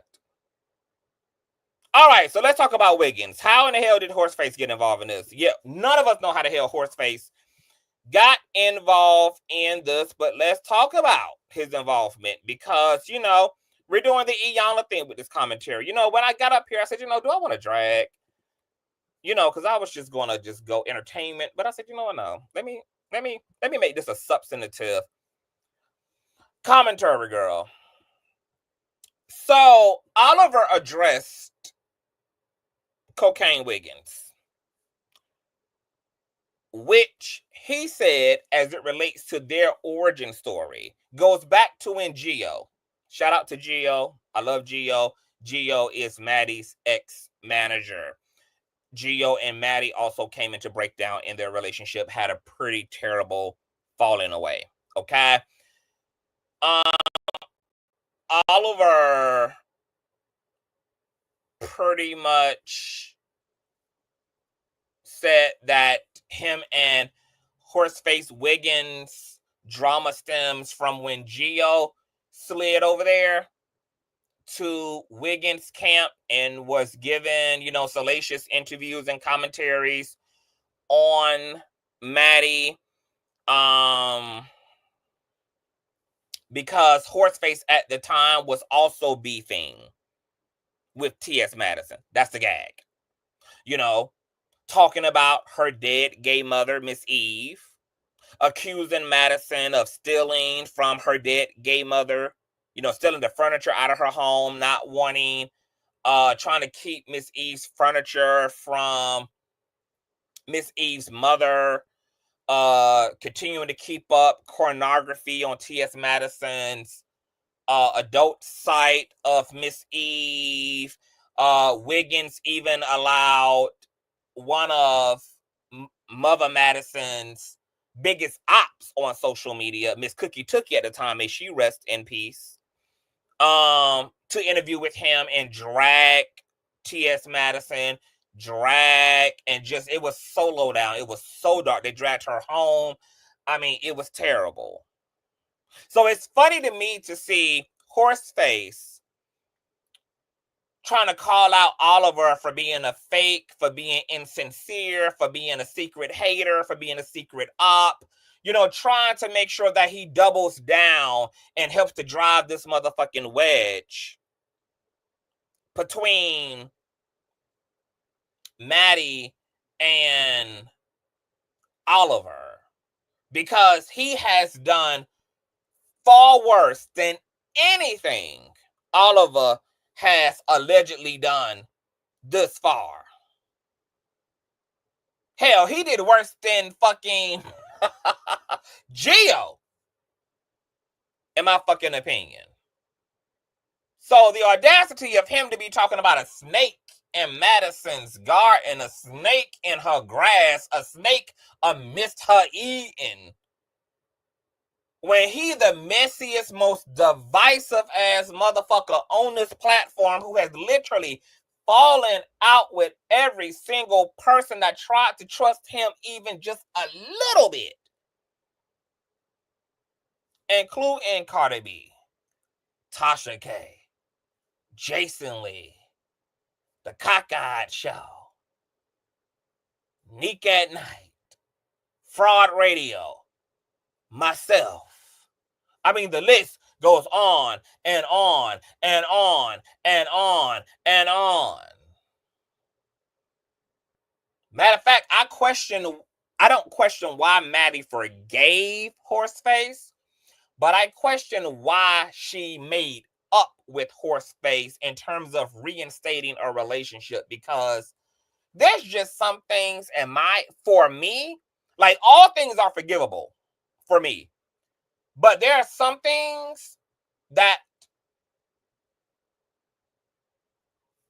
we can't make up from. There are some things that happen that, baby, we ain't gonna never be able to be in relationship again, ever.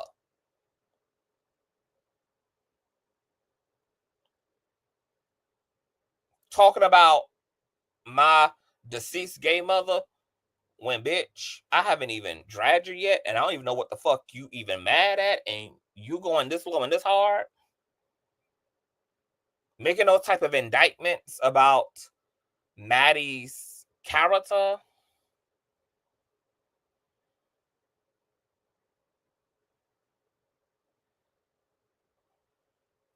Allowing a motherfucker to sit up on her platform, to sit up on his platform and slander and harassing Madison the way that he teamed up with her ops, the way that he dragged her legacy, dragged her home, dragged her looks, dragged a situation that was dear to Maddie's heart, yeah, I can forgive you because we're peers and we're going to work in the same space.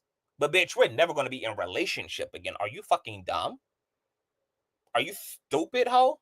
So I can't even take anything remotely serious that comes out of Horseface fucking mouth. You know, this is the most low down, low vibrational poser on fucking social media. The desperation just oozes out of this dumbass bitch. And we're going to get a little bit more into that. Oliver said something poetic and something factual. Oliver said that Horseface is just jealous because he never received that to-go plate from T.S. Madison's Thanksgiving dinner table several winters ago. And facts. But here's the thing about Oliver, trying to act like he was unbothered, but clearly bothered. Wiggins wasn't really worth addressing, but obviously was worth addressing. Is that Oliver's clapback was overall an underwhelming clapback. Even though I agree with Oliver's assessment of Wendy's issue with him, and being that Wendy Wiggins actually is envious and desires to sit at the table of people that won't have Wiggins at all, okay? Oliver sits at the table of two social media titans who rejected Wiggins, which is Maddie, who Wiggins is also secretly jealous of. And when he can't be her, he's hating on her. And Funky Dineva, who picked Al Reynolds over Wiggins, even after Wiggins showed him the non-impressive receipts of Al doing Wiggins dirty. When Oliver said that Wiggins is mad that he genuinely gets accepted into relationships that Wiggins has to beef and bully his way into, he made a light bulb go off in my head, which is that Wiggins actually has a pathology and a habit of hating on the mentees of people that he desires to superficially grift off of. He hated on me when it came to Larry. He hated on Storm when it came to Tasha. He hates on Ken Barbie when it comes to Cardi B. And he hates on Oliver when it comes to T.S. Madison. This nigga is very lonely and is very envious of other creators' relationships to other creators. So of course he'd be quick to drive a narrative home when he sees an opening and a vulnerability in the relationship, making claims that Oliver is jealous and adding fuel to this flame, because what Wiggins is really doing is self-projecting. And this was all over Thanksgiving dinner several winters ago.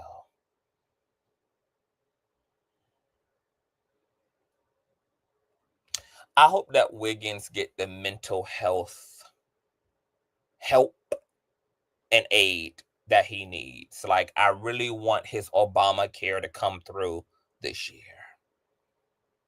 I really do.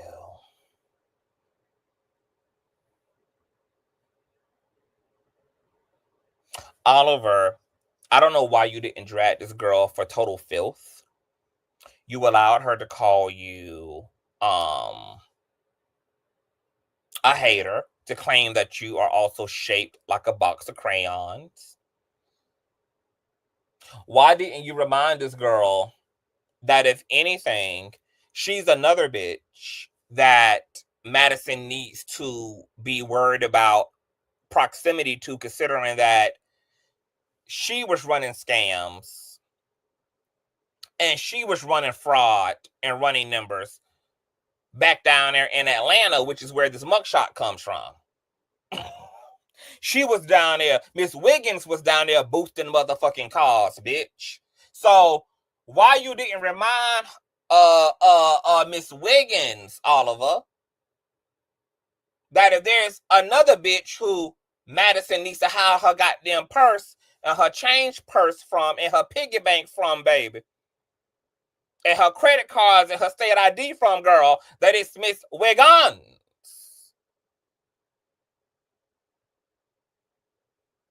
Why you didn't remind this girl that while she's worried about you, bitch, that you can keep all of your jobs, girl, while he couldn't even maintain TGIF for 3 months, girl. This girl has seen the unemployment line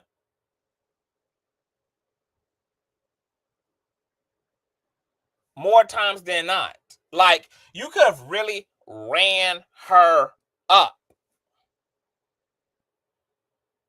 You could have imploded this bitch. Why did you not gather? If you wasn't going to gather, Oliver, you could have just kept that weak ass clap back to yourself, because Wiggins is a easy read, bitch. A easy one.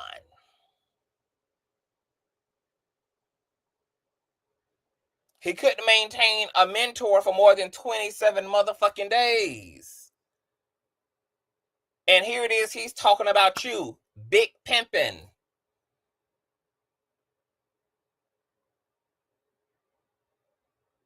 So, if Oliver ain't gonna do it, baby, then just don't do it at all. Just don't do it at all. Because it's okay. All in all, reconciliation between Oliver and Maddie. And now I may take questions.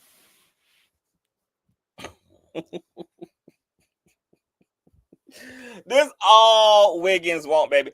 Wiggins loves it, baby. He loves when folk not friends, baby. He loves when folk not fucking with each other. But he loves it, love it, love it, love it, love it, love it, love it. Because, baby, if he can't have you, nobody can, bitch. Okay? He wants to be the only girl in the world, bitch, in his Rihanna bag. But this girl is a hater hoe and a poser, and she feeds off of low vibrational discord between people who really fucking love each other. Now, my question to y'all, now that I am paying attention to the chat, thank you guys. Thank you guys for the happy birthday wishes. Thank you guys so much. Matter of fact, I'm going to do a poll. Let's do a poll. I want to know if you guys think that Oliver and Madison should, in fact, make up. Should Oliver and Maddie make up? Okay, I just put a Q&A in the chart.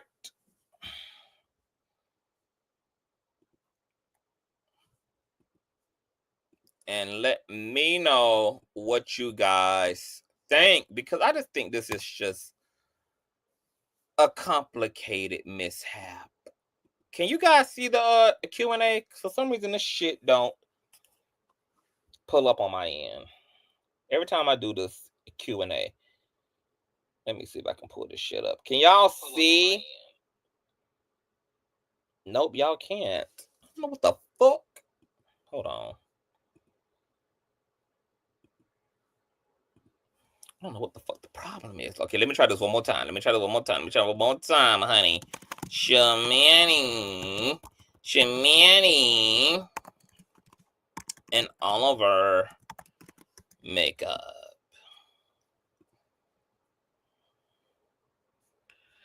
It's not working. I don't know. I don't know why it's not working.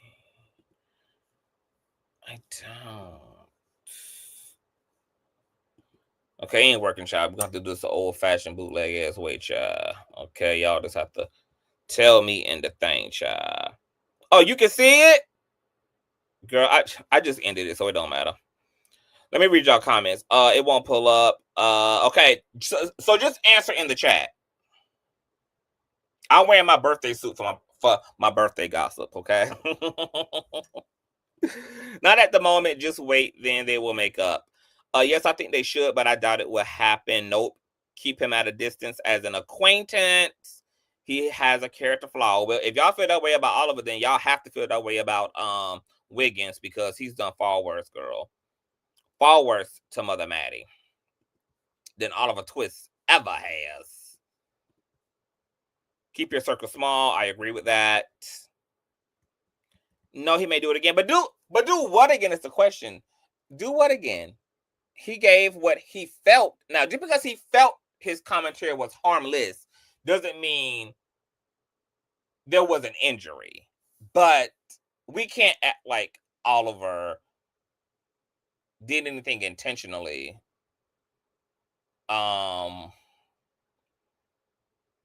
If anything, his commentary also established that, from his perspective, Madison didn't even know about what was going on with Dominique, even though Mother said last night that she had knew even then what the tea was. I like all of it, but the whole situation did seem kind of shady. I understand the way that it looks. Things can appear shady. Things can appear a certain way, but in fact not actually be. People show their true colors and distress instead of talking about it behind closed doors. But Maddie admitted that she got the same character flaw. She admitted that she too is passive aggressive as fuck. And that's what I'm saying. It's like, if they both have the same character flaw, or they both just have an issue with communicating, or whatever it is. I mean, you know, how much can we assign what Oliver did to wickedness? Because I just don't believe that. I just don't believe he was being malicious and wicked. I just think Oliver saw those goddamn headlines about Dominique girl and just ran that shit right into, and he just ran it up, honey. And T.S. Madison name just got, it was a way to elevate the click in the view. But I understand his train of thought, not thinking like it really matters at this point, because everybody knows that Dominique is connected to Madison, and there are large publications talking about Dominique right now. So it's not like there's something hidden transpiring. Like, the news is outside, baby. Like, the news is running the streets, buck wild, butt naked, draws off. So I can understand why he just thought that. I can understand his naivety. I can understand, I can understand, but I'm also not taking away from Madison's emotional experience of feeling like, girl, what the fuck? Because, rightfully so. I practice what Madison wanted all of us to practice. I practice picking up the phone first. I practice calling my folk and being like, yada, yada, yada, yada, yada, yada, yada, yada, yada, But I also know that I'm just built a certain way. And I also have been able to find through my experience that the way that I behave is not the way that everybody else behaves. Like, nobody else picks up the phone. I'm the only one who be like that diplomatic. I'm the only one that's like that intentional about shit. But everybody else doesn't really practice that. And if if it's not something that's really seriously reinforced, people just gonna be doing what they do. At the end of the day, not meaning no harm, but nonetheless causing harm. The Obamacare comment was hilarious. Hey Sam, hey boo. Plus the shit had nothing to do with him. I really think Wiggins did way too much with that video to Oliver. It was uncalled for. Yeah, but it goes to show you how it's not even about the situation. Horseface just be using other situations to cloak his own envy toward people that he doesn't want anybody to see he's actually jealous of. Like Oliver said, girl.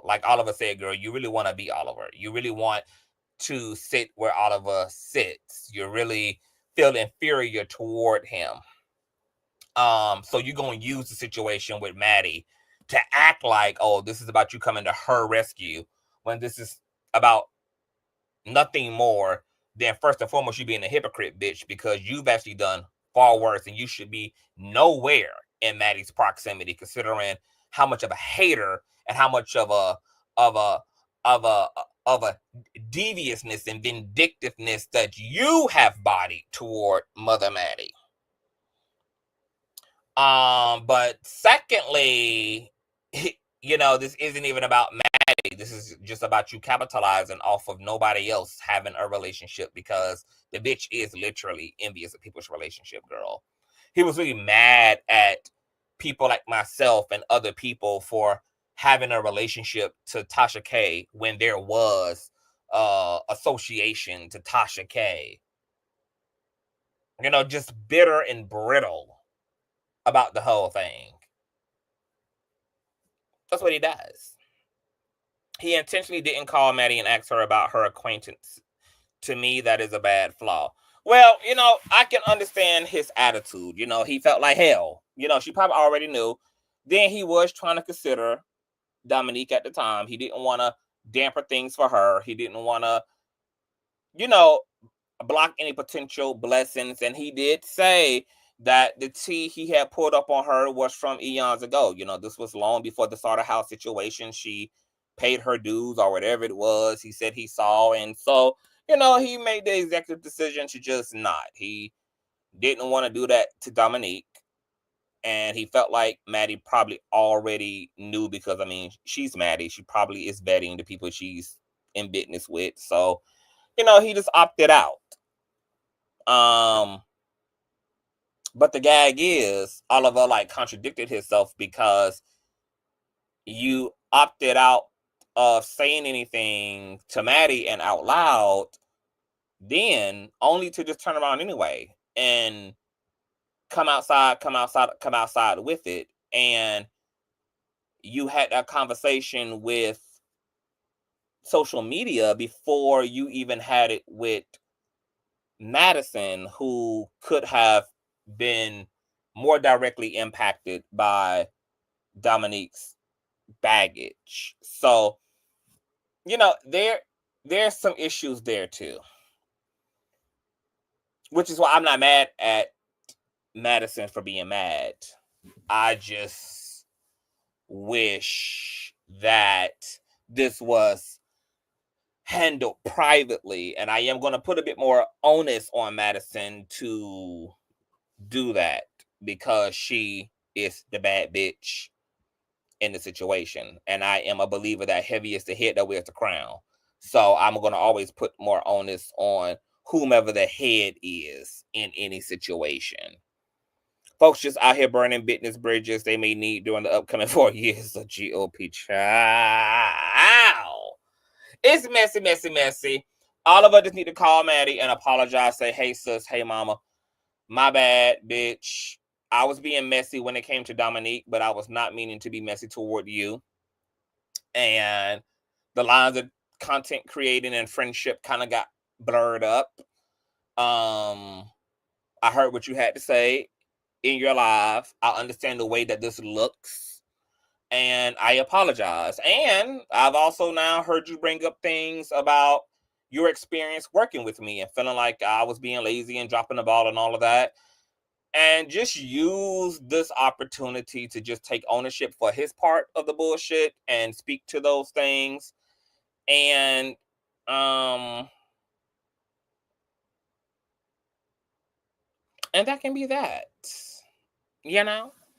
That can be that. And Madison can take ownership of the fact that she passive aggressive and she shouldn't have responded by being shady and retweeting other people's shady ass tweets. And, you know, she could have used that to pick up the phone and to tell him how she felt and giving him the opportunity to, you know, correct the situation. And then this could have kind of went away in silence. Also, another thing I want to duly note is that Oliver got into the whole cozy shit because somebody asked him about it. My whole thing is like, look, when y'all make up, bitch, make up. When y'all address shit and put it behind y'all, I don't give a damn how many more times the public want to bring that shit up. I don't give a damn how many more times the public want to relive the time, get into a damn time machine, leave it where it is. Don't even look at the comment, block the motherfucking comment. Don't even give attention to the goddamn comment.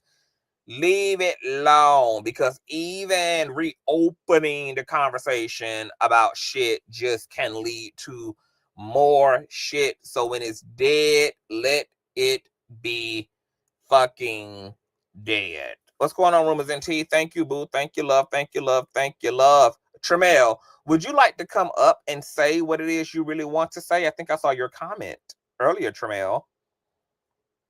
You are more than welcome, Tremel, if you want me to send you the link for you to say whatever it is that you really are wanting to allegedly say. Wiggins is the worst, child. Just demonic, honey, okay? Just demonic, child. Can never just move on in silence, child, with class and some type of self-dignity, child. Tremel, are you still there? You know, I know you're eager to jump out of your pants and wanting to say what need to be said. What's going on, John? Grand Rising. Let me scroll up and look at these comments, y'all. I am so tired, y'all. He's done this before, though. He's too immature to do so. Too late. So what was he extended an olive branch to Maddie? It was neither one of them were really extended an olive branch. They was just kind of speaking to everything that was happening on social media. But his panelists did encourage him to call Maddie. They did encourage him to call Maddie and make it right. But since Maddie was the one who was upset, she should have been the one to call Oliver, because people really do be in their own fucking world and they do not be thinking about shit like they should. And so sometimes people do shit that does hurt you, but that wasn't intentional. But if you have the issue, you know, it's on you to address the issue. It's on you to bring the issue to the table for there to be resolved. My friends know not to put my name into any mess which doesn't concern me. They both are messy girls. I wonder will this affect future investors for Madison in the house? She said she knew, though. Yeah, she said she knew. So obviously, you know, she has a plan to navigate the things going on with Dominique. I'm not sure, you know, what the brand strategy is going to be. I don't know whether she's going to distance herself from Dominique while all this is happening, because it could potentially bleed over, or I don't know, you know, what the strategy is. But she did admit that she knew. And she also said that some of the things being written are misinformation, according to her, and what she has surmised directly from Dominique about what's transpiring. So, yeah. He should have mentioned it to her. Messy as fuck. He has her number. Child. Let me call Tremel, child. Tremel is somewhere working. Let me call him to see if he want to say what he said he really want to say, but try not to say. Oliver is a show business type. He will make certain decisions based on that. Let me tell you, man, this social media to friendship thing, it's not as easy as people think it is, Shaw. It's a lot. It's a lot. Let me call Tremel. Hold on, y'all. I'm calling Tremel. Calling Tremel. Tremel. Yes. I'm on live. I know you are. And you are also on speakerphone. I am? Yes, because I was curious to know if you wanted to take the opportunity to say what it is you really wanted to say, but were trying not to say, because I'm curious to know what it is you really want to say. I told you to call me after. Oh, I didn't hear that part. I said I didn't hear that part. I didn't see that part in the chat. Oh, yeah. Yes. I will weigh in a little bit. Thank you. Sure. I've met Oliver a few times. Okay. I'll preface by saying that me and him have like no problems. Like literally, I have no problems with this man. But, and I have never met Armon Wiggins, and I'm not sure about who the type of person that he is. And I can only believe what you say and believe from what I see. But I will say this. I feel like they are probably two sides of the same coin. And why would you say that about Oliver? Well, Oliver, so I'm just going to go the PR route and say that I don't think that there will be any makeup in my belief between him and T.S. Madison because Oliver has a problem with acknowledgement and accountability, I think. He doesn't feel... I can see that. He doesn't feel that he does anything wrong. He just feels like he just blurts out information and it's just on accident, always. It's a lot of accidents that he has. He's done it to quite a few people that I'm familiar with. And, even on his platform, he has, brought up people to disrespect me and pretended like, oh, well, that's just how it is. I'm sorry. Are you all right? Okay, but my question, so my question right there is that, are you and him friends? No, we are not.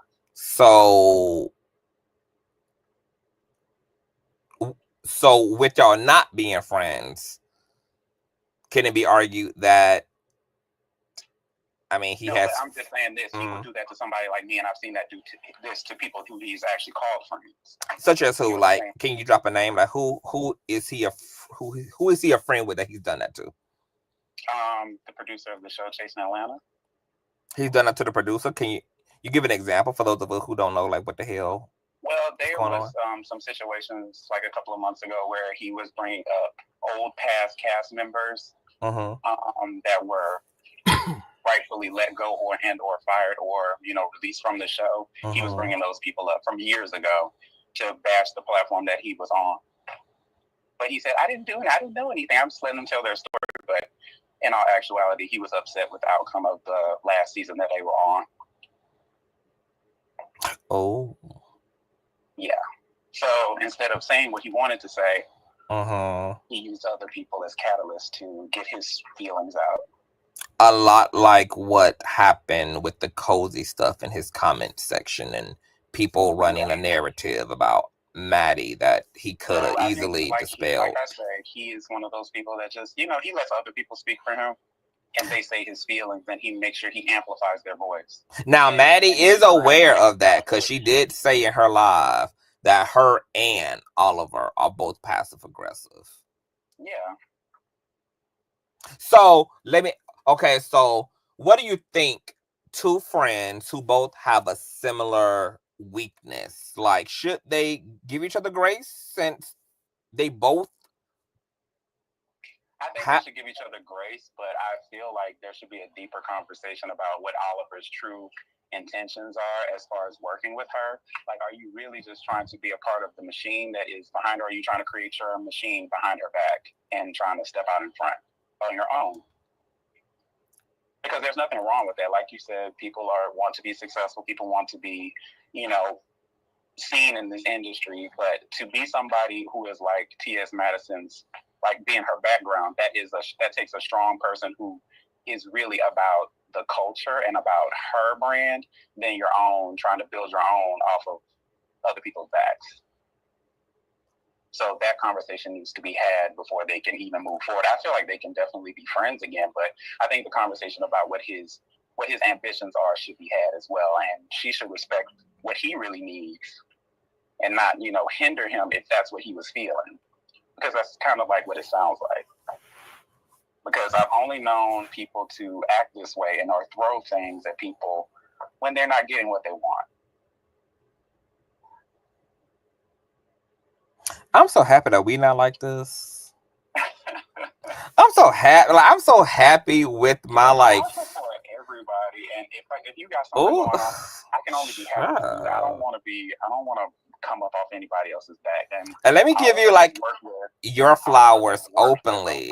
People who are very, very notable. Like he can throw around some names like Candy Burris and Dr. Heavenly. He throws around those names very heavily, but like at the end of the day, I think he wants to be a shine on his own because I don't think those are on his profile. He only talks about what he's done. Like, I'm an editor and I've been on The Circle on Netflix and, I'm on Chasing Atlanta. That's what he was advertising to us, but to the people and the populace that he wants to, make a name in front of. He's worked with Candy, he's worked with TS, he's worked with Dr. Heavenly, he's, worked with these great people. So I feel like he just wants to be closer to them and farther away from us. He doesn't want to be a content creator. He wants to be a star. And there's nothing wrong with that. But you can't be a star when you're just a small speck in somebody else's galaxy.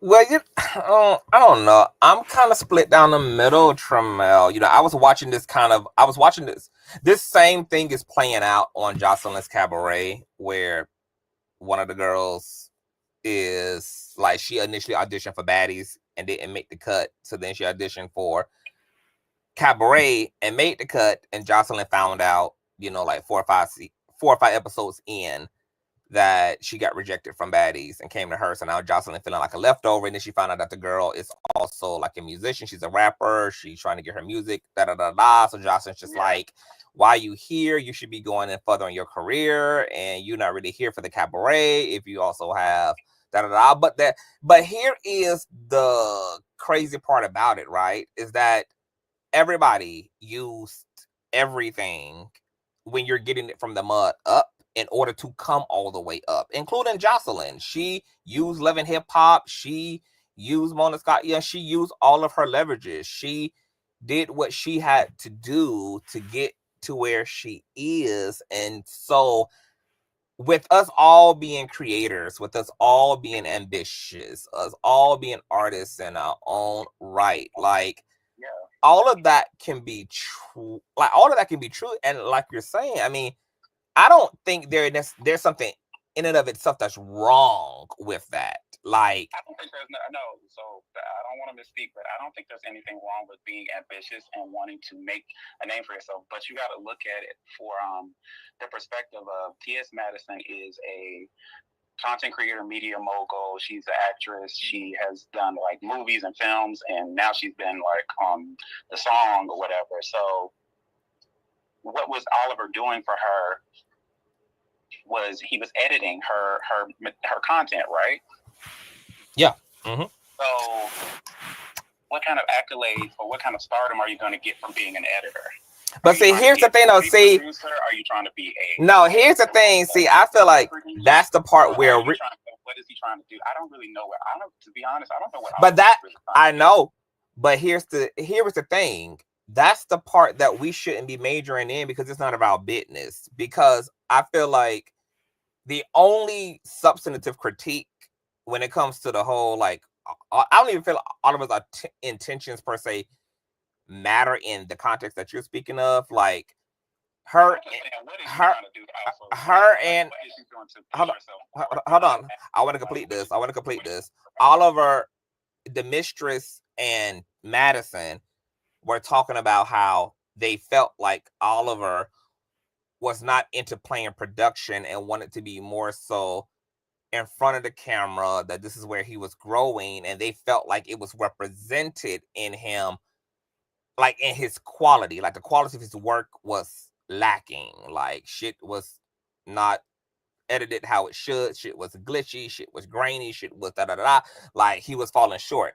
Okay, now that's a viable critique, right? Like, because personally, as a business person, I don't really give a damn about like why you're here. I don't give a fuck about, if you want to be a star, that's all of your shit.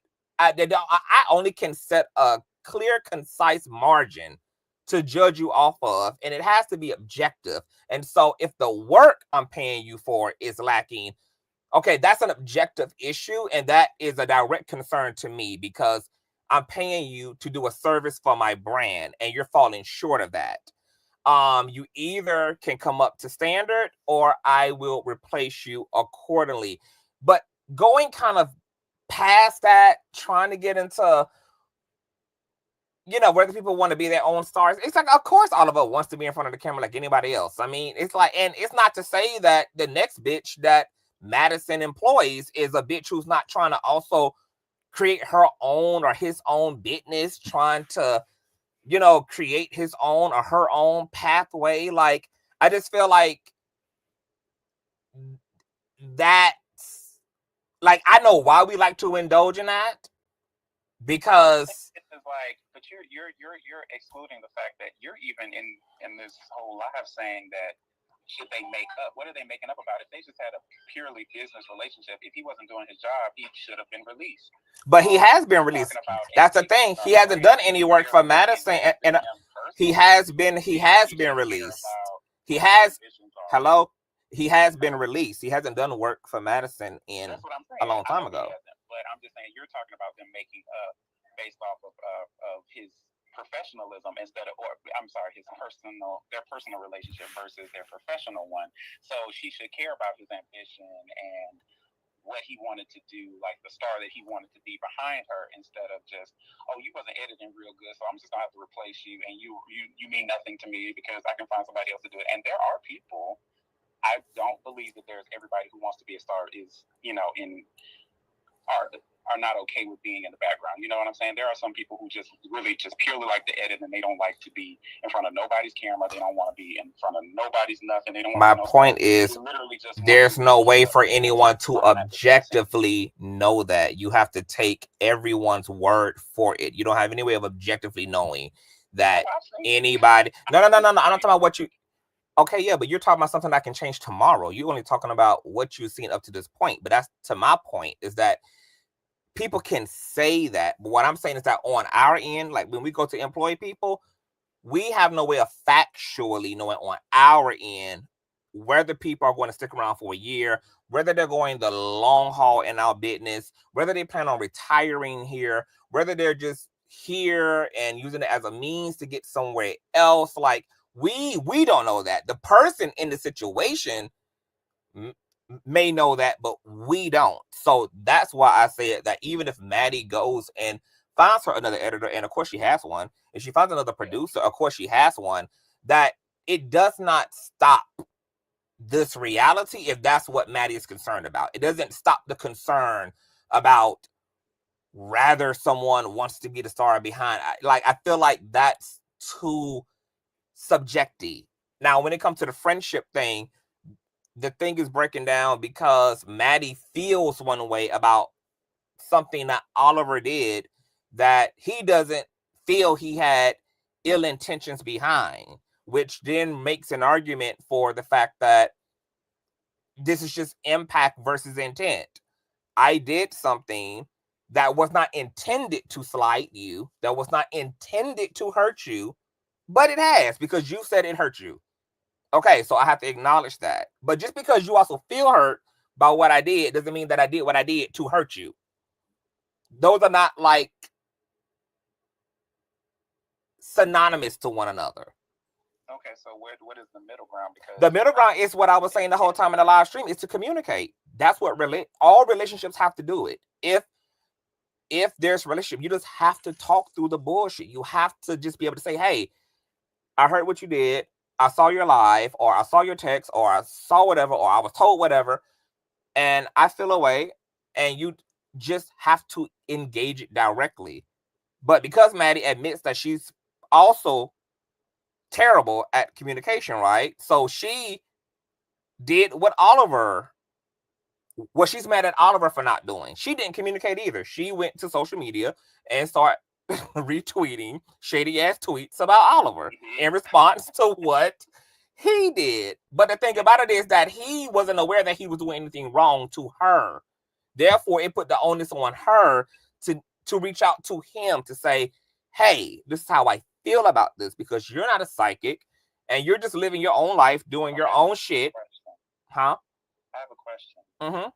Because I feel like, and I know, I'm not going to say I feel, I know for sure that when people are in a relationship with each other, they become aware of people's that they're in relationship with idiosyncrasies, like the things that they do, and they know how people are. And so I used to have relationships with people where I would explain myself, or I would, if I was hurt by something, I would come to them and say, "You hurt me," and if they didn't give me the proper validation of my feelings, and not saying that you have to understand it, but just like the owning of the experience of mine, and to say that you will never do it again, that you're actually going to think about it, and so this will never happen again. Like, if you don't give me anything valuable in that space, I probably won't talk to you, and probably just not talk to you anymore, or be passive aggressive, or whatever the case may be, because you're doing something that you know is going to bother me, because I know you.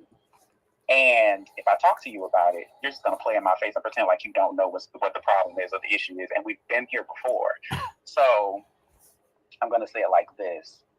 I feel like with the whole cozy situation, there was a lot of passive aggressive situation going on there, possibly. And then there was the not doing the work and stuff like that. And her probably coming to him and saying, "I feel like this and I feel like that." And he probably like, "Oh, well, I don't know. I'm not intending to do it that way." And so now when we get to this years later, where he does something again, and he's saying, "I don't know what she's talking about." And so she's like, "Well, I can't talk to this man because I've already tried to talk to him about X, Y, and Z in the past and over the years of me knowing him. And I know him, and I know he's playing this game right now. So now I have to play back." Is that possible? That maybe she just doesn't know how to, he's not somebody she can communicate with because she knows him to not be an effective communicator.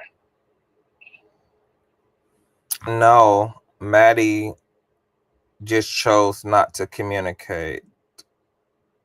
For example, her and King Joss had a moment. Shout out to King Joss. What it was earlier this year or last year, King Joss did a commentary over on Tasha K's platform, and I think it was addressing the cozy situation. Actually, ironically, it was addressing the cozy drama. And Maddie did not like the commentary. But if I'm not mistaken, she also called Jives about it. And she also had addressed it publicly as well. And that's the mature thing to do. But I'm saying that's not, I'm not talking about their relationship. I'm talking about her relationship to Oliver and their personal relationship and her knowing him and him knowing her. Well, we also are but we don't know if they know each other in the ways that we think that they do, because if they both, I feel like they should. They've been around okay, yeah, but see, years. But that's the giveaway word, should. So we are talking about what we really don't know what they are observing, if they are even interpreting each other in the ways that we just don't know. But what we do know is that they have a relationship. They do have a relationship. They are close. I don't know how deep they're going in their observations of each other. I'm not understanding. And even in those relationships too, right? We're not going to act like you can do anything in a relationship that voids you of still indirectly hurting someone else. Absolutely. I like with all the married people in my family, and all of the married people in my family, the consistent thing that I get is communication, and that hurting your partner's feelings never stops. It's just a matter of y'all communicating about what y'all do that hurt each other and being able to make things better, but that all relationships are subjected to mishaps, because once again, we are not acknowledging that people are also living in their own individual reality, and that sometimes does not always come with being mindful of you. And that's not to be malicious and not to be, intentionally wicked or vindictive, but go ahead and take it to the old school, because you're talking about people who are together and or married. Apparently, am I right in assuming that T.S. Madison and Oliver have had no relationship for the past couple of months, at least, if not a year, right? Yeah, I guess they're not as close. Mentioning her name, period, because they don't even talk to each other. So it's not for her to, if he says her name, it's not for her to pick up the phone and be like, I haven't talked to you in months, but you hurt my feelings by what you said. Why would she even do that? Well, then in that case, he has, I mean, with that same logic, he has no bearings to consider how the fuck she feels. If to your point, they have no existing, if to your point, they have no existing friendship and no existing relationship, then it goes both ways, that they don't owe anything to each other with that logic. They don't. Okay, then. So then that cancels them both out then. To your logic, it cancels them both out. She doesn't have any more of a, she doesn't have any more of an obligation to pick up the phone to speak to him about what he did to hurt her, and he has no more of an obligation to keep her name out of his mouth because they don't have a relationship to consider of each other. He should, because she's like a, but they actually, but whether they are talking as frequently or not, Madison acknowledged in her live stream that that is her gay son and she loves him, and he acknowledged in his live stream last night that that is his gay mother. So even though they're not talking frequently, there is still an existing relationship. Whether they talk every day or whether they ain't talked for months, they still have a relationship. I mean, that could be true too, but I just feel like they just playing the PR game. No, this ain't PR. This is actually not PR, because no, PR and the PR game of saying that they love each other when they really don't want to talk about the real issues of them fighting and having an argument or disagreement about something, because there's probably something deeper that they have happened between them that they don't want to say, but they say, oh, well, we love each other. We still love each other. We just, you know, that's my gay mother. I just don't talk to her. That's my gay son. I just don't talk to him. Like, okay, that often, you know. Right, but see, that's to my point, is that they both seem to be contributing in some way, either knowingly or unknowingly. And this is where the opportunity for grace can come in at, because they both have the same habit. Yeah, of not addressing the elephant in the room directly and speaking on things as they happen and communicating thoroughly and trusting each other to be of well intent, because it also takes trust, you know, for somebody to say, hey, I didn't mean that. You also have to be in a place where you really can believe that. But if you also have trust issues coming into any relationship and you're not reconciled about having to trust people in general, then it's going to make it very hard to recover, even when somebody can be accountable and say, I understand, I hear you, I apologize, I would do better. But you cannot just have relationships and not communicate. You can't have relationships and not be willing to be direct and to be confrontational. Now, it's one thing to be direct and to be bold enough to be confrontational and to say what the fuck you feel and to state your claim and then judge what happens next off of what happens next. Like, judge how you gonna move and where you gonna position this person based upon the directness and the transparency that happens. But if you're not being transparent and everybody's too afraid to be vulnerable as hell, and everybody is just kind of watching each other secretly and then developing their own narratives, and then everybody is being reactive instead of being pragmatic, then you just get a bowl of bullshit that contributes to break down. And look, I empathize. I have compassion for Oliver and Maddie in the situation, because like I said earlier, I'm a content creator. I have 50 million 11 relationships to content creators.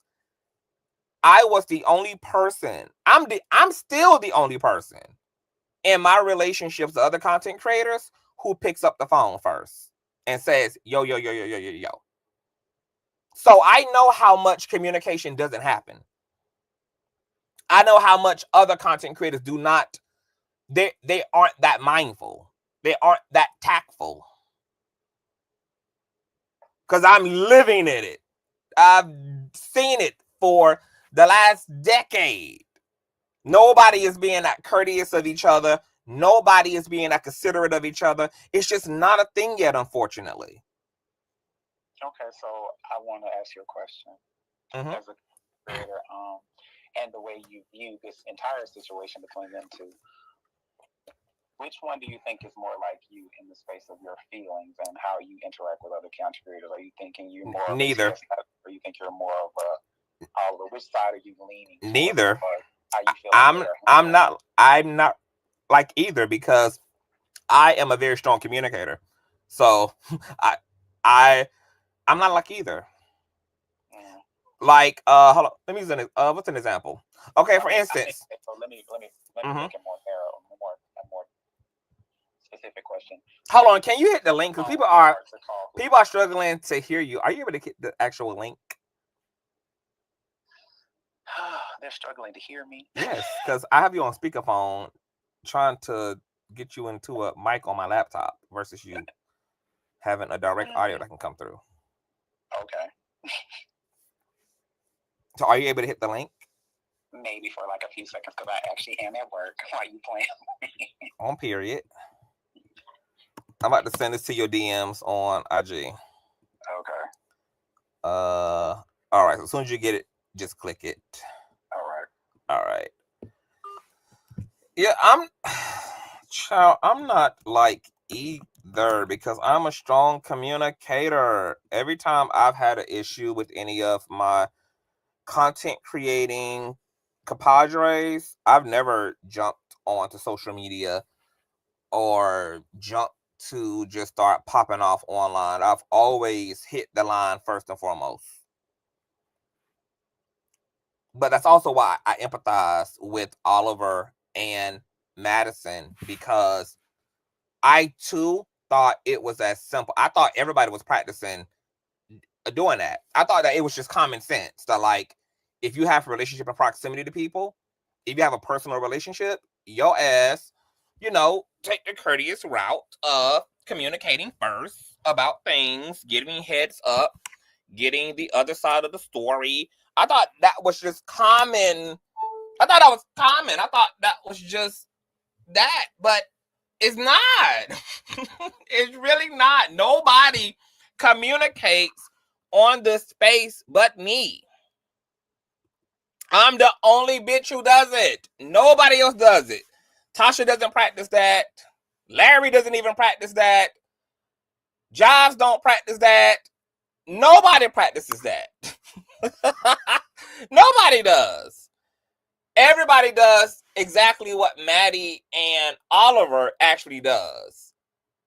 They just see what happens on the internet, and then people start making their own personal narratives up. And then people react, either just by cutting people off, and then people sit back and be like, I don't know what happened. I don't know why I got cut off. Or people go to war. And the war happens before the attempt at communicating first, and nobody on these streets give each other a head up. It just doesn't happen. I'm just as shocked as y'all. Like, y'all are literally like, it makes sense to y'all, right? Like, hold on, why the fuck would Oliver just not pre-warn Madison? Why he just wouldn't say, hey girl, I'm gonna be talking about you, in the next few days or whatever. I would not believe and be able to accept how simple that actually is not, and how rare that actually is, if I did not have to live it as a content creator and tell y'all it does not happen. I don't know why it doesn't happen. I don't know why it don't happen. I don't know why people don't communicate effectively. I don't know why people don't treat their friendships. Like, I don't know why content creators who are friends with other content creators don't think more as a friend, more so than they do as a content creator. Content creators put themselves first, largely. I have never been caught in all my days of social media by anybody first about anything. I have just woke up to shit.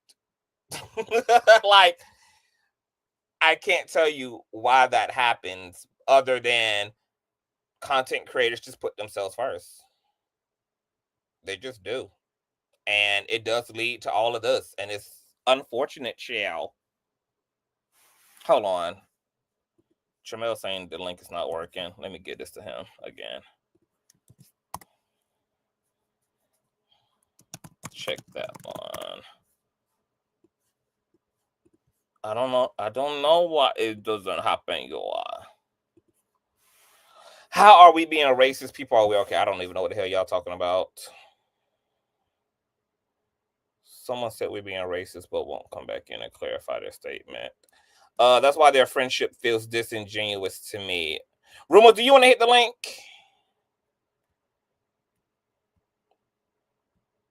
Because I done missed so many comments, child. Conscious truly has the patience of a saint. I would have already disconnected. No, that's my friend. And let me tell you about Tramel. Now, Tramel did something super dope. Tramel actually had an interview lined up with another content creator who is trash, who I don't fuck with, and who was talking shit about me and another content creator. And he had went over there because their interview was lined up, but he saw that the content creator, because he didn't even know that there was like any even beef per se between me and this person. And I don't really talk to my friends about shit that goes on the internet, because the internet is just the internet, you know.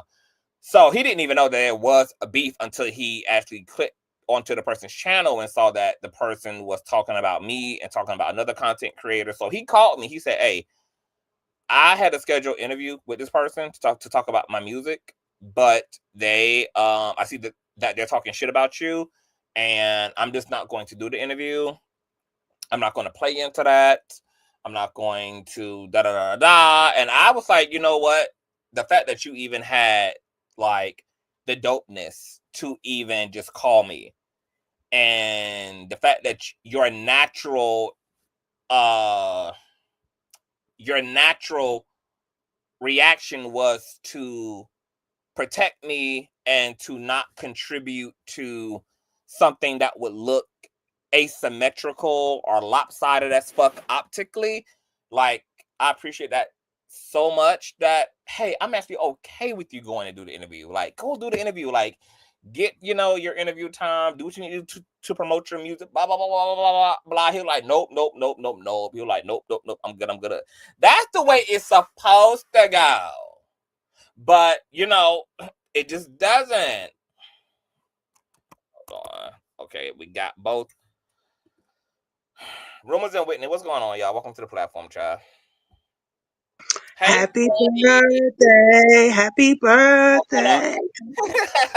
Happy birthday, CT. And thank y'all, honey. I gotta shout out my donators at the end too. Thank y'all so much for y'all donations and contribution. And Scotty, now don't get too carried away on Tramel. He a good friend sometimes. Sometimes he's a good friend. He alright. What's going on, Scotty? Hey y'all, so welcome to the platform. What do y'all think about what's going on with Oliver and Maddie? Rumors? Well, I'm not familiar. I heard a little bit, you know, over the beginning of this week about it.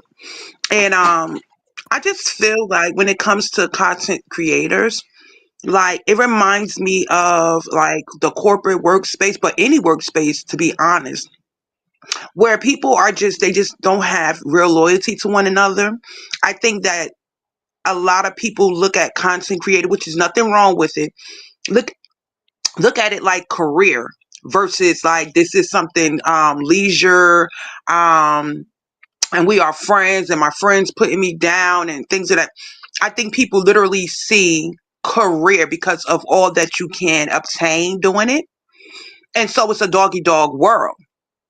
I don't think that a lot of these quote unquote relationships that have developed through social media and for content creating are really friendships. I always say you guys are work colleagues because no one actually treats each other as a friend.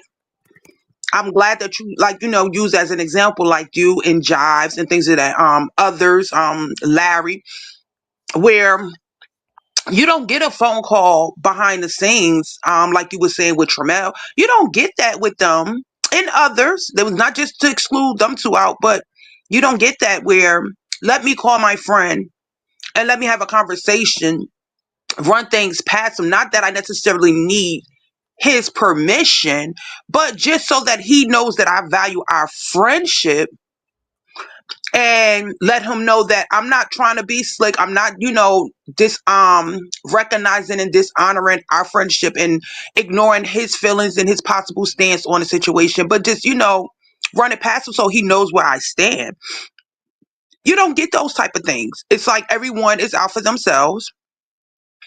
And it's very much like it gives me disingenuine friendships. I can't control how people label themselves when it comes to others, but when it comes to this particular sector of the world, social media, I don't care if you're content creating, just talking to people, whatever. I really, really struggle with people like calling each other friends because I don't see that in the dialogue that they portray over social media, what they present to us. I don't see that. Now, maybe it's a thing where, using you as an example, maybe you are a friend to them, but they're absolutely not a friend to you. For sure. For shizzle. So I think when it comes to Madison, I do agree that, there's some things on her end that she should have, stepped up to do whatever. But I kind of think that Madison really may be at the point, conscious, like this is not the first time she's had these type of things happen within her own immediate circle, whether they're friends or employees, whatever. Like it seems to be a reoccurring thing. And I think that Madison just doesn't even put the effort in because she may be kind of numb to it in a sense, and then when it becomes something bigger than it is when she decides to like respond. And I kind of understand that. So it's really hard to try to stay mute, right? But you think like if I don't say anything, it'll go away. And then when you don't say anything, it's like they just keep at it, they keep at it. So now you're forced to. But then you become petty in your response because it's like, I didn't say nothing. I let you go and do what you've been doing, but now you about to get the clap back or whatever. I think her subliminally, like sharing the subliminal messages and things, was her way of trying not to appear as petty like or hurt like Cardi B does. So I think she took a different approach than the rest. I've never known Madison to really like. She's had her moments when she's gotten down in the gutter, but for the most part, she usually seems like she tries to avoid the conflict. Or if she's going to address it and read a person or whatever, she tries to still take some like high ground with it. I just feel like this time she really just was trying to not come off and look like a Cardi B, look so, bothered and things of that nature. Because as we both know, when people move up in this industry, whether it's content creator, the going into actual real entertainment, like, well, I'm not gonna say real entertainment, but moving over to Hollywood and things, like you're looked at. Like anything can be you weaponized against you. And so I think that she really like is struggling on how to and when to respond, not to respond. I just hate that when you are such a minority in this world and you're trying to pull others up from your community and you know what I mean, family and friends, how it'll always come back, 9 times out of 10, to come back to bite you on the behind because people's agenda are not necessarily aligned with your agenda. And people get real jealous, hard, and mean her. I don't think that she has to do what she's doing for these people. Like if old boy feels like his career is not going where he wants it to go, that is not her responsibility to like pull him up by the coattail. And I think we as people that are in the industry know, like whatever close ties you have to people, I don't think it's fair for you to feel like once they give you the opportunity, it's up to you to make it happen for yourself. And if it ain't happening fast enough, I mean, look at you, Conscious. You spoke very well, like with Tramel. Conscious, you've been doing content creator for a long time. I went back and watched all your early videos, like for a long time. I've never heard you complain about anybody that you knew within the industry not helping you. You like being disgruntled because you're not further along than you feel like you should be, or anything like that. So to me, that make me feel like people intentions just aren't genuine. What the hell? What can she do for him, Conscious? So that's the thing, right? I don't, you know, it's not that Oliver has said any of this. He hasn't said that Maddie owes him anything per se, or that he feels that way. He expresses a lot of gratitude for Maddie, and rightfully so. I know a lot of times when it comes to, like, how can I say this? Like, if there's a person in the relationship that seems to be bigger than the other person, it seems like, the gain is only for the person who appears to be less. But they both have contributed to each other. She has a massive brand, a very diverse brand, and Oliver has a gift. And she needed that gift. And them being able to collaborate with his talents and her platform, it's a mutual give and take. And I love that for them. The situation that we are, or that people are pulling from, that makes people think maybe there's some type of like something when it comes to Oliver, when it comes to Maddie, is really the cozy situation. And like I said earlier, I do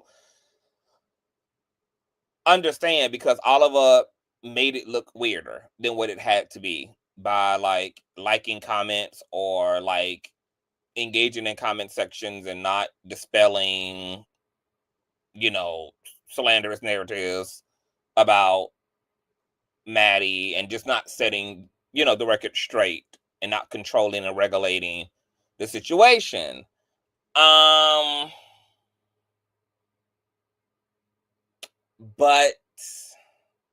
I'm not even sure if that's per se about Maddie either. More so than it is about Oliver's own stuff. And all I know is that I don't feel like it's hard to be actual friends with other content creators. I've been able to do that successfully. But because I have not experienced friendship in return from content creators, I also know that it just does not happen. It just doesn't happen. And like I said, I don't know why it doesn't. Yes, people use the word friend and people do all that shit, but people ain't fucking with people like that. And people doing all type of fucked up ass shit. And it's why there's so much calamity on these streets. I think it's so sad. And I am a person who does social media because I love it. But what I love more than social media is my actual humanity. So I'm more into having actual relationships than I am having fame and having fortune and having clout from all of this shit. Even when it came to Chelsea, like Tasha K's ex-assistant, I remember when, she had jumped out of the window, and then, she was calling herself trying to make up with me, and she came on to the panel and was like, everything I ever asked to CTV, he gave me. I can't say one thing. And I'd be sitting back all the time being like, exactly. So I really don't know why you hoes be playing on my head top. Because I put y'all before I put myself. There's so much shit I could be doing. There's so much shit I could be saying. There's so much stuff. There's so much tea I could be spilling. But the reason why nobody has to worry about that when it comes to me is because I'm actually majoring in the relationships, and I'm minoring in all of this shit here. I don't want this more than I want to make sure that my connections are well and that they're healthy. But I see largely across the board that people in show business, like John is saying in the comment section, a lot of personalities, what a lot of people just don't want to admit is that everybody is really for self. Everybody's really for themselves. But then everybody act dumb when breakdown happens. The real elephant in the room is the fact that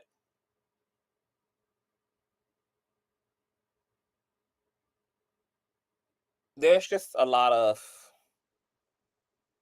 lopsidedness.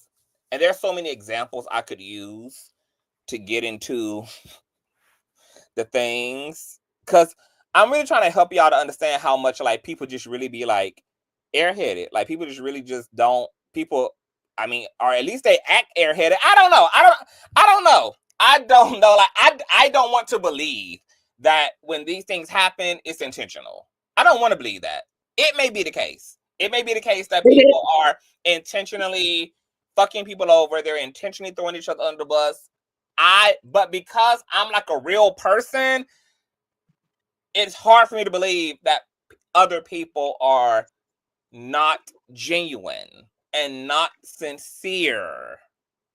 And what is happening between Oliver and Maddie is commonplace. It's so commonplace. It's commonplace. Nobody picks up the phone for each other. I don't care how much the word friend is used. I don't care how much sis, bro, daughter, mother. It just don't be happening like that. And everybody caught up. Okay, like, for instance, I remember a situation like years ago between Larry and Maddie. When Wiggins was beefing with Maddie, Larry had ended up calling into Wiggins' show. And Larry was also friends with Maddie as well. And he ended up saying something to the extent of like, oh, Maddie is cheap. You know, like she cheap. She like, we trying to get her equipment and stuff right, but she don't want to spend the right money, right? Now, Larry made the comment innocently. He wasn't thinking about the implications. He wasn't thinking about the fact that he was on her ops platform. He was just being Larry. And he was just talking how Larry talks without intending to contribute to any division. But what ended up happening is Maddie ended up getting pissed the fuck off. Because she's like, yo, nigga, like, why did you go over there and say that? And I was watching everything from the background. So when he did it, I immediately called Larry. I said, Larry, you better go apologize to Madison. The next time you go live, you got to correct that. I said, it looks fucked up. Like, I know you don't mean her no harm. I know you didn't mean to be vindictive, but optically, it just looks screwy because you went over there, you know, to the ops channel and you calling her cheap and you wasn't keeping in mind that it sounds like a pile up and a gang up, blah, blah, blah, blah, blah. And then the next time he went live, he made it right. And he also called Maddie to make it right. And she had accepted his apology. And that's just an example that, like, content creators just be outside. And once again, I attribute it to the fact that we are just the first generation of content creators, you know, and we don't really know what we're doing, and we're just like learning as we go. And everybody's going to get their fair share of bruises and scrapes and busted eyes and busted lips, you know, trying to find the equilibrium on this motherfucker, because navigating viewers who also don't like other content creators and you cool with people, and then you in between content creators who don't like each other, and then there's this and there's that. There is a lot of cartwheeling. And so the level of emotional intelligence that has to be had in order to hold down a real relationship to another content creator, like your shit got to be Fort Knox built. And two people have to be really committed to each other, like really committed to each other, in order to, avoid a lot of that. But even when you are at your optimal in commitment, it still happens. Now, it won't happen as frequently, because, all parties are being very intentional about their conduct. They're being very intentional in their priorities of each other before their priority as a content creator. But it still will happen because it's just so much going on in the content creating space that, things can always be taken out of context. Things can always be misconstrued. If you open up your panel and then somebody jumps up here and starts dragging your, and it's just like all type of shit just gets crisscrossed up and down. It's just a lot. It's just a lot that happens. And that's why I don't want Maddie and Oliver to give up on each other. I want them to continue to work at this thing. And I think that all content creators owe it to each other first to practice the transparent game. Like, don't practice the passive aggressive game and then give up on each other while at the same time recognizing y'all's faults. Like work on the faults and then see what's left. Like, it be transparent about the faults and then take responsibility for the weaknesses that you recognize in yourself and that the other person recognizing themselves, and then continue to just work. And then if it just don't work and nobody's getting it together under new covens, under new friendship contracts, nobody is, if it's just not catching up, then it just ain't catching up and it's cool. But I don't want Maddie and Oliver to give up at this juncture on each other, because if they know they both have character flaws and they have similar character flaws, then don't let the character flaw fail the friendship. So, Hey, Whitney. hey, Conscious, happy birthday. Hi, thank you. And just in general, thank you so much for being an advocate for communication and healthy relationships. That's so important. I truly love listening to you. Your knowledge is something that's unmatched. So thank you so much for sharing your gift with us. Thank you, thank you, thank you. So what are your thoughts on what's happening? Well, before I share my thoughts, I just wanted to ask a quick question, because you do want the friendship to continue. So at this point, would you want, would your idea be for Oliver to go back to editing for Maddie, or to just kind of be in the friendship circle? What do you see? What would your vision be going forward for them? I would definitely advise them right now to can the business, because Oliver is kind of outside right now. He's on, web reality TV. So, he's doing that. So I think they should can the business and just focus on the actual friendship. Okay.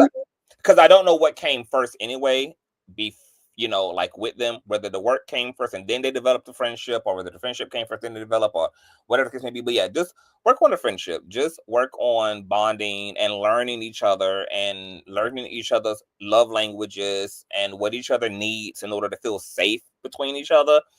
And then commit to that. Commit to being mindful of that and take care of each other. Okay, I respect that and I understand that. And if things do go in that direction, I would absolutely love that. But if they don't, then I can see why Maddie would gracefully bow out of the friendship. And gracefully is very important, not liking things or liking comments, just really being able to go your separate ways, because that's just as important as mending a friendship to me, is being able to end the friendship gracefully. Because I'm kind of going through a one-sided friendship right now that I know that I'll have to eventually let go. Yeah. So friendships they can be tricky sometimes, but I've been following Maddie for maybe like 6 years now, and I truly feel like Maddie cares about her connections to her friends. It's not I know that she doesn't share everything with us, but they have conversations in front of us, and I know the conversations they have offline are even deeper. And it seems to me, and I'm not trying to be biased, but it seems to me when Maddie has these fallouts, she never initiates the drama or whatever happened. Now, she will respond and say what she has to say, but from what I've seen and from what we've all seen with the public fallouts, she's never initiated them. And right now, her circle is so tight that and solid, that if Oliver does decide to go his separate way, I don't think Maddie would really be hurt or be missing anything by that, because the higher she goes, she's gonna need to stop really um opening herself up to so many people. And the way that she's able to balance her stardom and her relationship with her fans, that's very special. I don't see a lot of people that are doing that in Hollywood. I do think that Maddie is one of the special ones that we have. So if she and I checked Oliver's age on Google, he's 27, it says. So when all of this was happening with Cozy, he was probably around 23 or 24. And I'm not saying that age is always a factor, but it takes time to figure out how to articulate your feelings. And the other day, Maddie said that Oliver wasn't even super pressed to make the Cozy edit. It was kind of taking a while, and it just wasn't a priority for him. So I understand wanting the acknowledgement for everything, especially somebody as big as Beyonce. So it was just a tough situation for him at that time, I can imagine. And when your beef with somebody is behind something kind of petty, it's hard to bring that to the table. So those are my thoughts behind it. Yeah, you know, I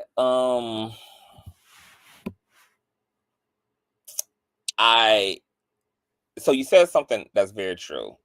As you become a person with more resources, the space gets tighter because you realize that you have accumulated so much that it's very easy to attract opportunistic individuals, because you yourself have now become a lick. You yourself have now become an opportunity. So trying to discern between those who genuinely are there for you from those who aren't is going to be a complication in and of itself. But my fear of Maddie also closing herself off is that it's not going to be good for her humanity.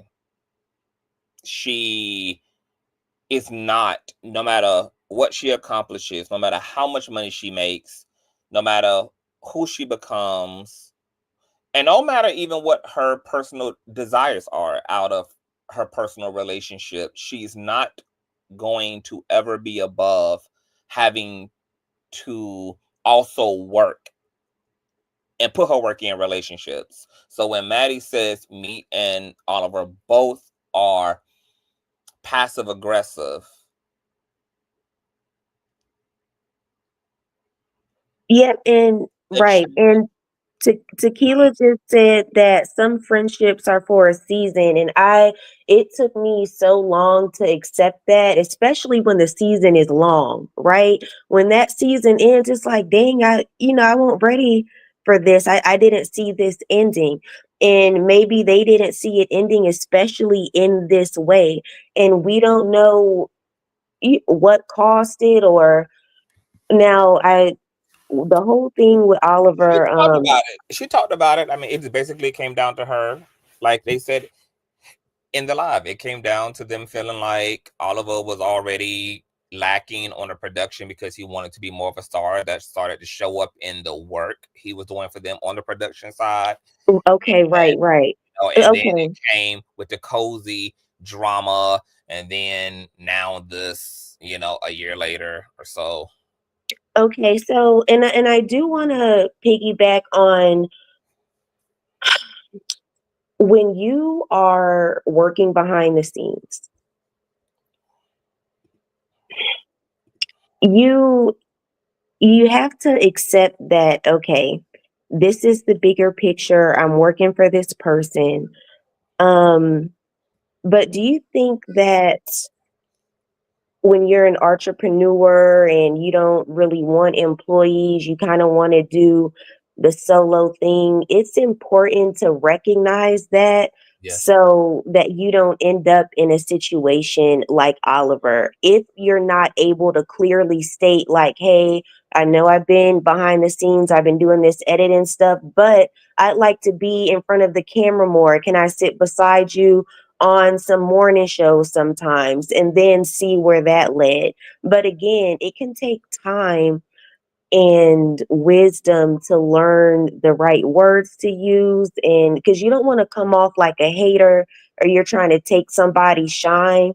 So I just think he didn't know how to communicate that, and over time, maybe resentment or whatever, something just started bubbling after all the attention that was received from Cozy, and instead of being direct, it just became the passive aggressive stuff that we're seeing now, which is unfortunate. But you know that we see this all the time with friendships, with business. So it's just one of those things. I want to speak to my boo Ray, who says you cannot do something to someone and then be pissed about how they respond. Actually, I can when we're in relationship to each other. And Ray, you know better than this. You are a married woman. You would never observe your husband do something that ends up offending you or frustrating you or hurting your feelings, and then go and write a tell-all book about him, and then expect there to still be a standing marriage because your justification is going to be, well, you don't get to hurt me and then judge me based upon my response. Yes, first of all, I get to judge you for not communicating to me directly that you were even offended by what I did, because once again, as I keep reiterating, people are also living in their individualized reality. And because people are living as individuals first and foremost, regardless of whether they have other relationships in a community they come from, in a family they come from, people are not always going to be thinking about you. They're just not. They're just not. I don't give a fuck how much they love you. I don't give a fuck how much y'all been friends, how long y'all been together, how long y'all been married, how many kids y'all got. I don't give a fuck. Your kids gonna do it to you. Your kids gonna hurt your damn feelings. You're not gonna pull out the butcher knife and start slicing their head off and then tell the criminal justice system that y'all can't judge me based upon the way that I fucking reacted.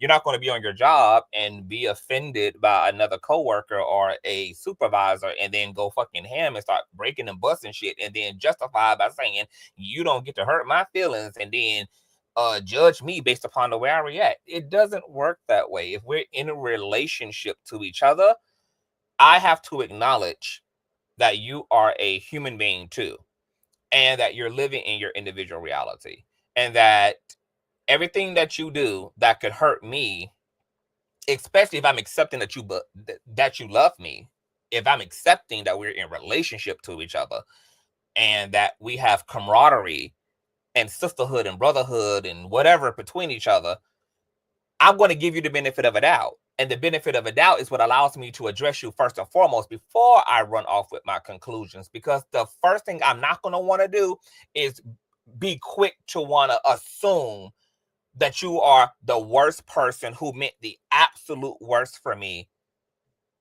based upon the thing that you did that I'm offended by.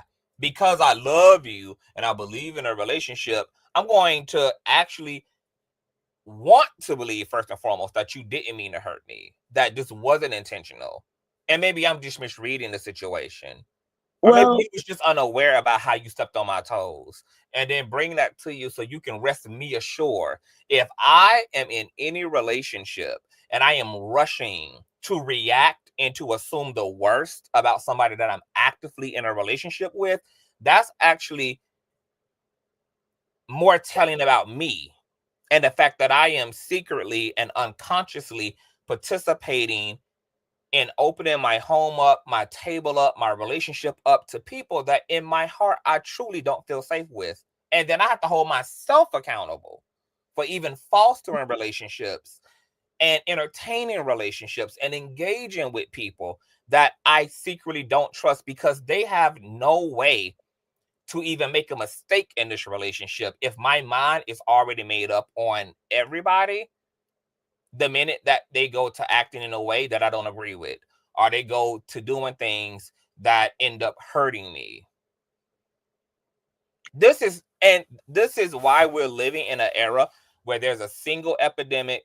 This is why we're living in an era where there's a divorce epidemic, why we're living in an era where there is no where friendships are not even surviving anymore because people are walking around with tons of baggage unconsciously, not taking accountability for the way that that baggage then shows up in their relationship, because all baggages have to show up in relationships. All baggage does. Nothing is truly in a closet. All things come to the light, either through what you say, through what you do, through what you think, through how you behave, through what you don't do.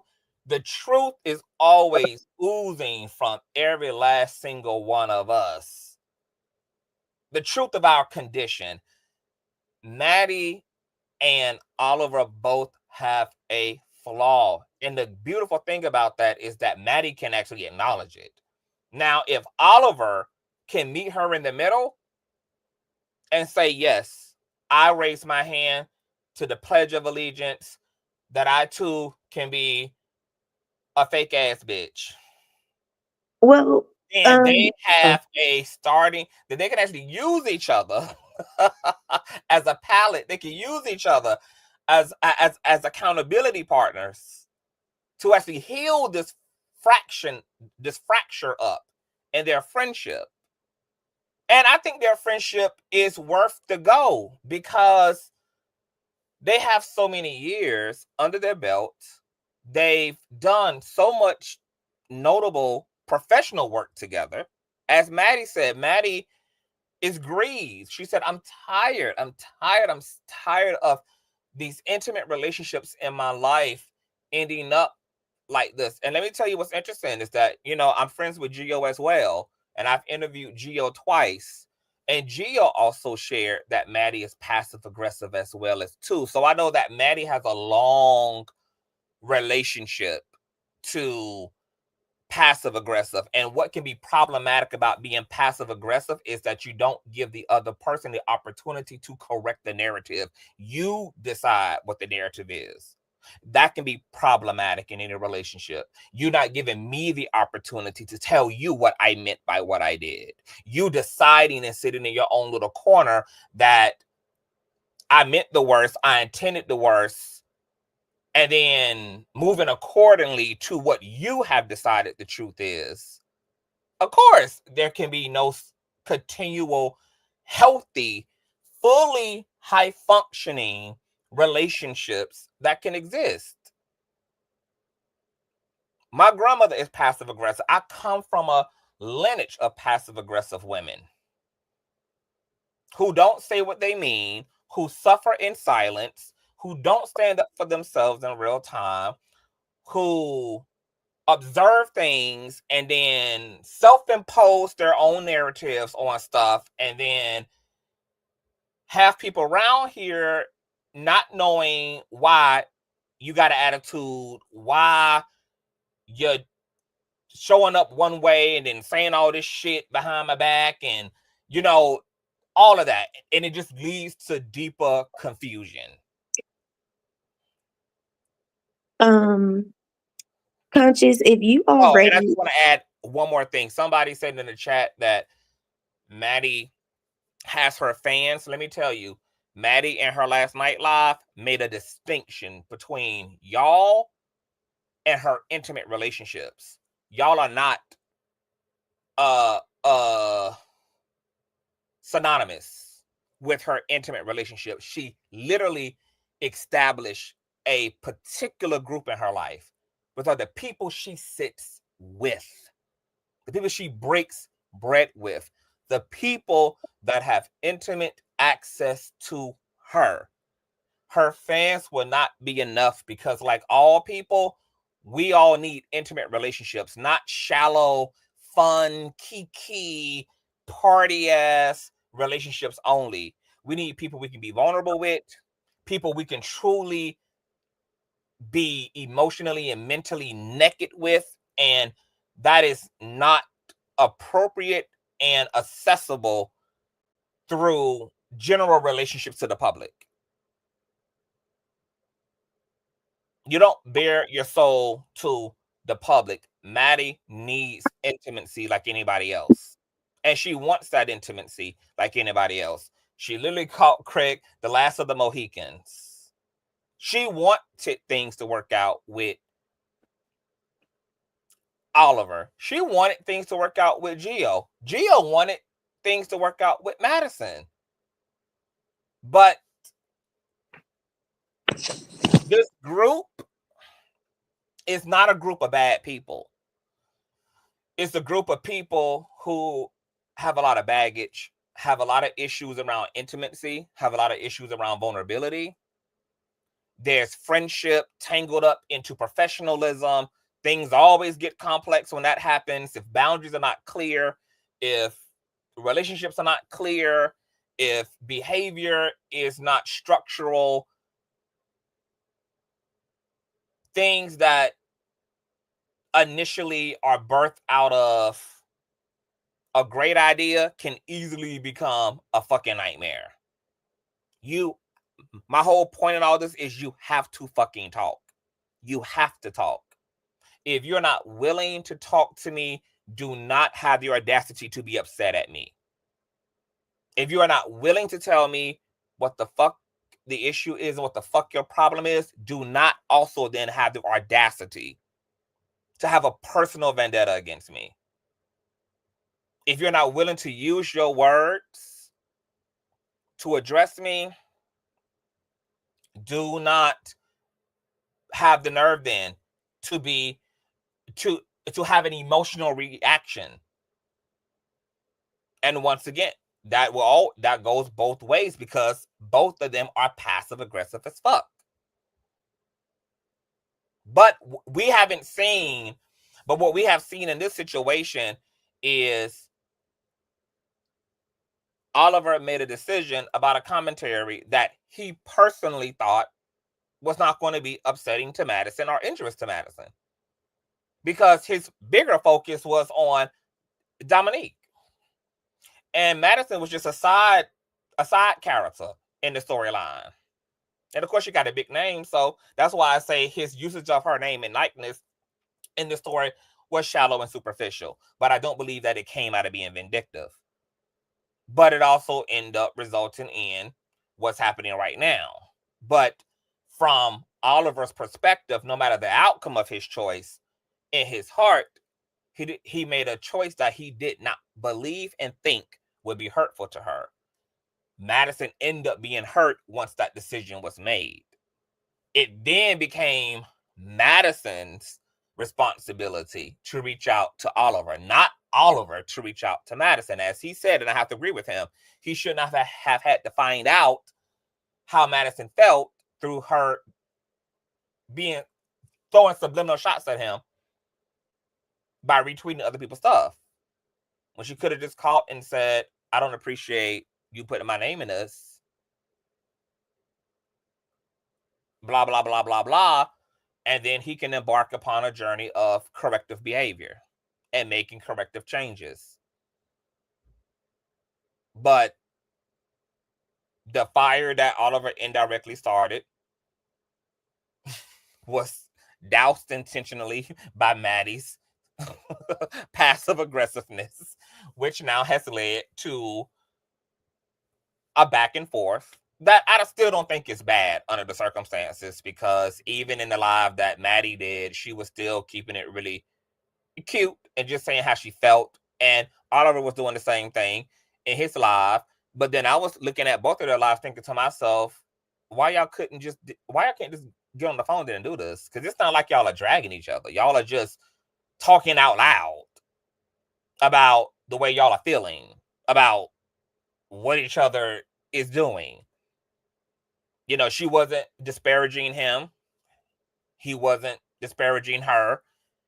So I'm just like, why not talk? Y'all can talk. Y'all are already talking. Why talk to us? Because it only gets worse when you talk to us. Everybody get to throwing in their shit. Oh, Oliver's a hater. Oliver's a snake. Maddie is a hater. Maddie is a snake. Maddie falls out with everybody. You know, it's like there's no redeeming quality in talking to us. So if y'all gonna talk at all, why not just talk to each other? Because both of their lives were pretty respectful to begin with. So I know that there ain't that type of energy in the room. So since there ain't that type of animosity there, why are y'all not talking? Maddie said that they did talk a little bit about the election, and I know you probably covered this, but when I clicked on the live, you were an hour in, but she said he didn't mention anything about this when they were having their little chatter about the election. So if I like he said, I didn't mention it because I didn't think anything of it. So why would I have mentioned it? I didn't feel there was anything to say to her. I didn't even think it was going to be a problem. Like the news about Dominique is outside by major publications. So I'm just taking to my platform and talking about my little story time about, you know, the Dominique situation. So it's like when I listen to him explain, I can understand why he didn't think. It's like it's not like he was putting a secret out there. It's like the New York Times, Rolling Stone, all these major publications who are 20 quadrillion times larger than Oliver Twist. But didn't she say that he titled it something like "Why I Didn't Tell Her"? Yeah, why I didn't tell T.S. Madison. So that was the clout chase part. That was the click and view part. That was the Maddie is just a catalyst for him to really indulge in the salacious tea about Dominique. So he just used T.S. Madison as a justification to be able to address the salacious headlines about Dominique. And that's why I'm advocating for their friendship, because I believe Oliver when he said I didn't mean Maddie no harm, because I don't think he was either. I think he was just being a desperate ass content creator who saw an opportunity to talk about, some salacious shit, and that salacious shit was about Dominique. And because he's adjacent to Maddie, and Maddie has a large following, it just was like, oh, okay, as a content creator, this all makes sense. Like, I'm going to talk about Dominique and then connect that to Maddie, because Dominique and Maddie are connected as well. And this news is already out there. And I'm not saying anything disparaging about Maddie. I'm not saying she knows. I'm not saying she's a scammer. I'm not saying that, she's running a coup over there. Like, if anything, I'm advocating that she probably don't even fucking know, and that I contributed to her not knowing about that. So he really really was exposing himself. It was not doing it like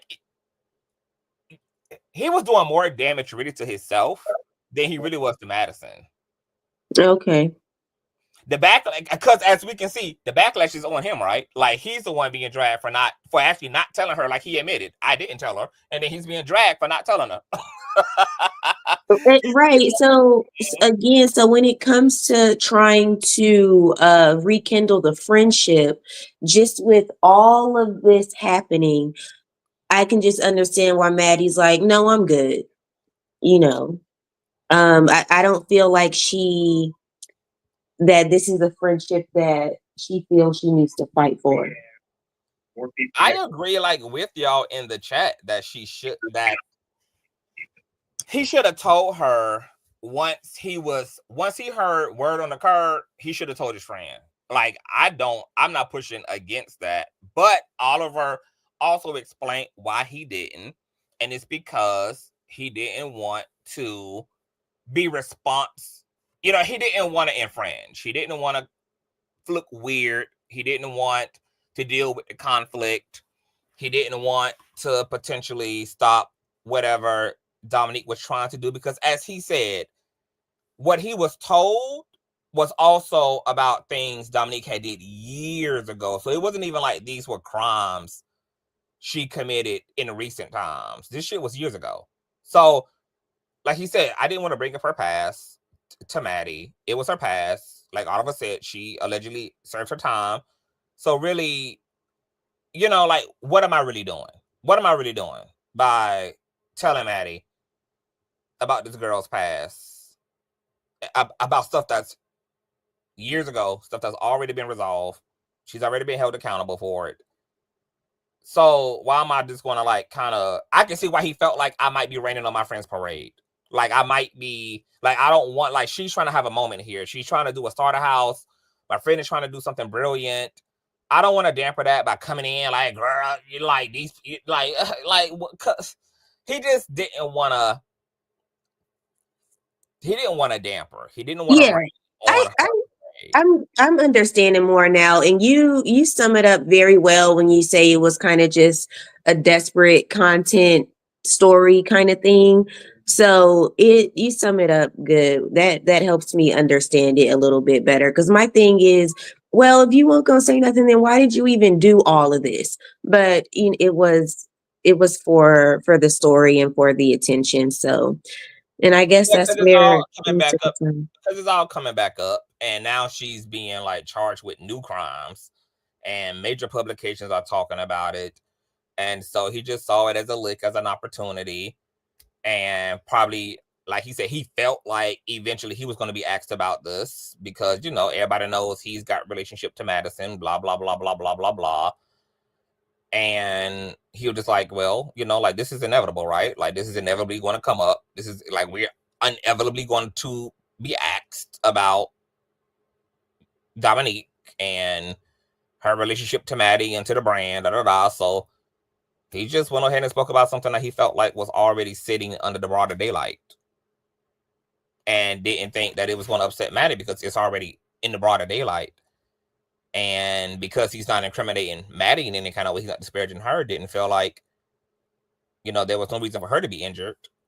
But, Maddie decided to be injured, so he should take responsibility for that. Like, I recognize I did something that ended up hurting my friend. It wasn't my intention to, and I'm sorry.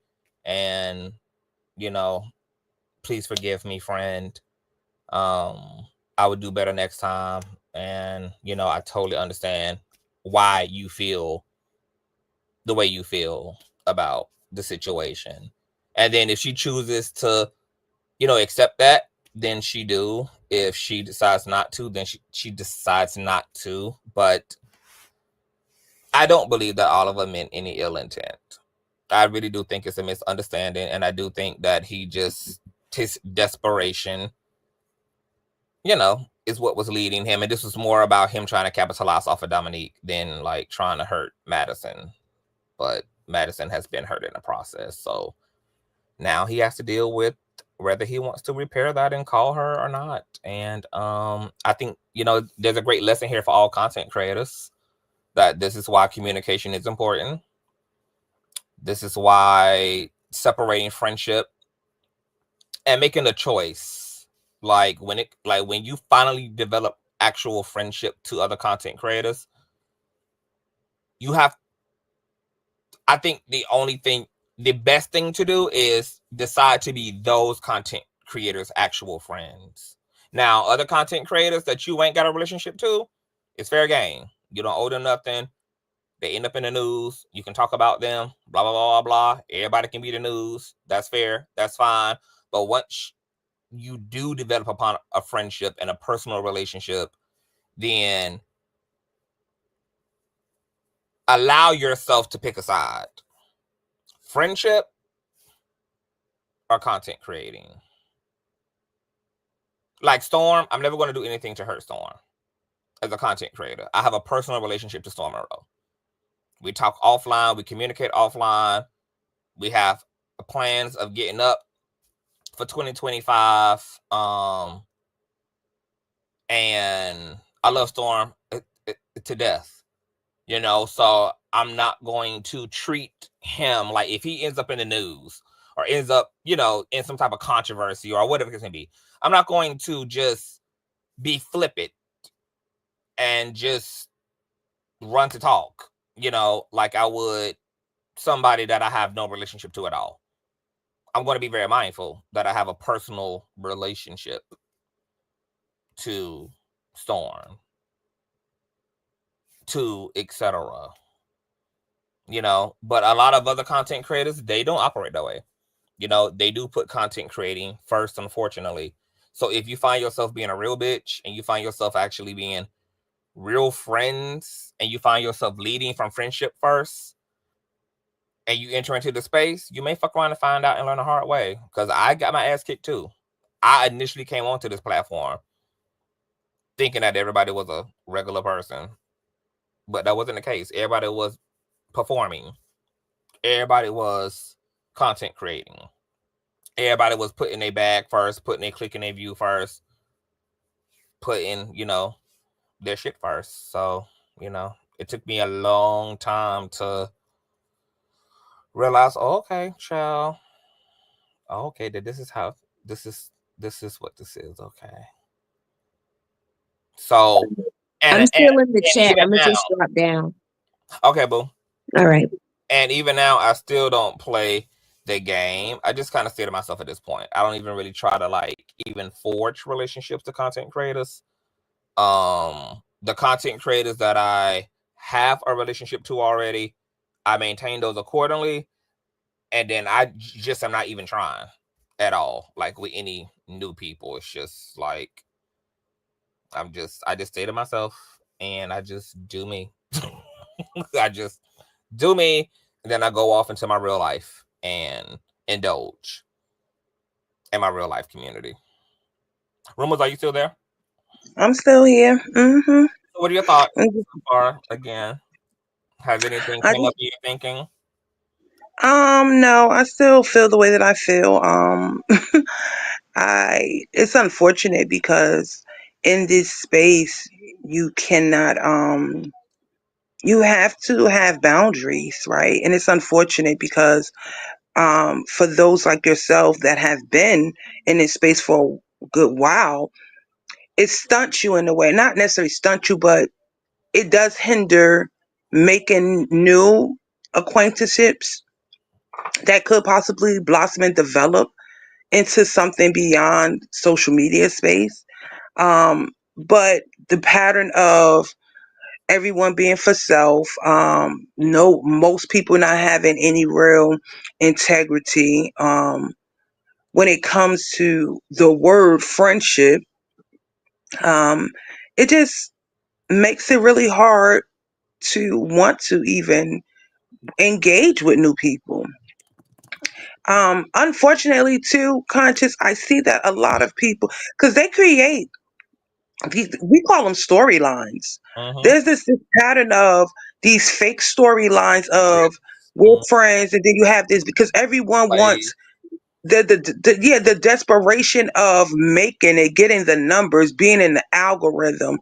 You know what I mean? The fame, the thirst of it all. Like it's like they'll sell their soul for this. And it's weird to me because you legitimately, what we've seen, and I know that you're not the only. Now, maybe on YouTube, there are probably others like you. I haven't seen it yet.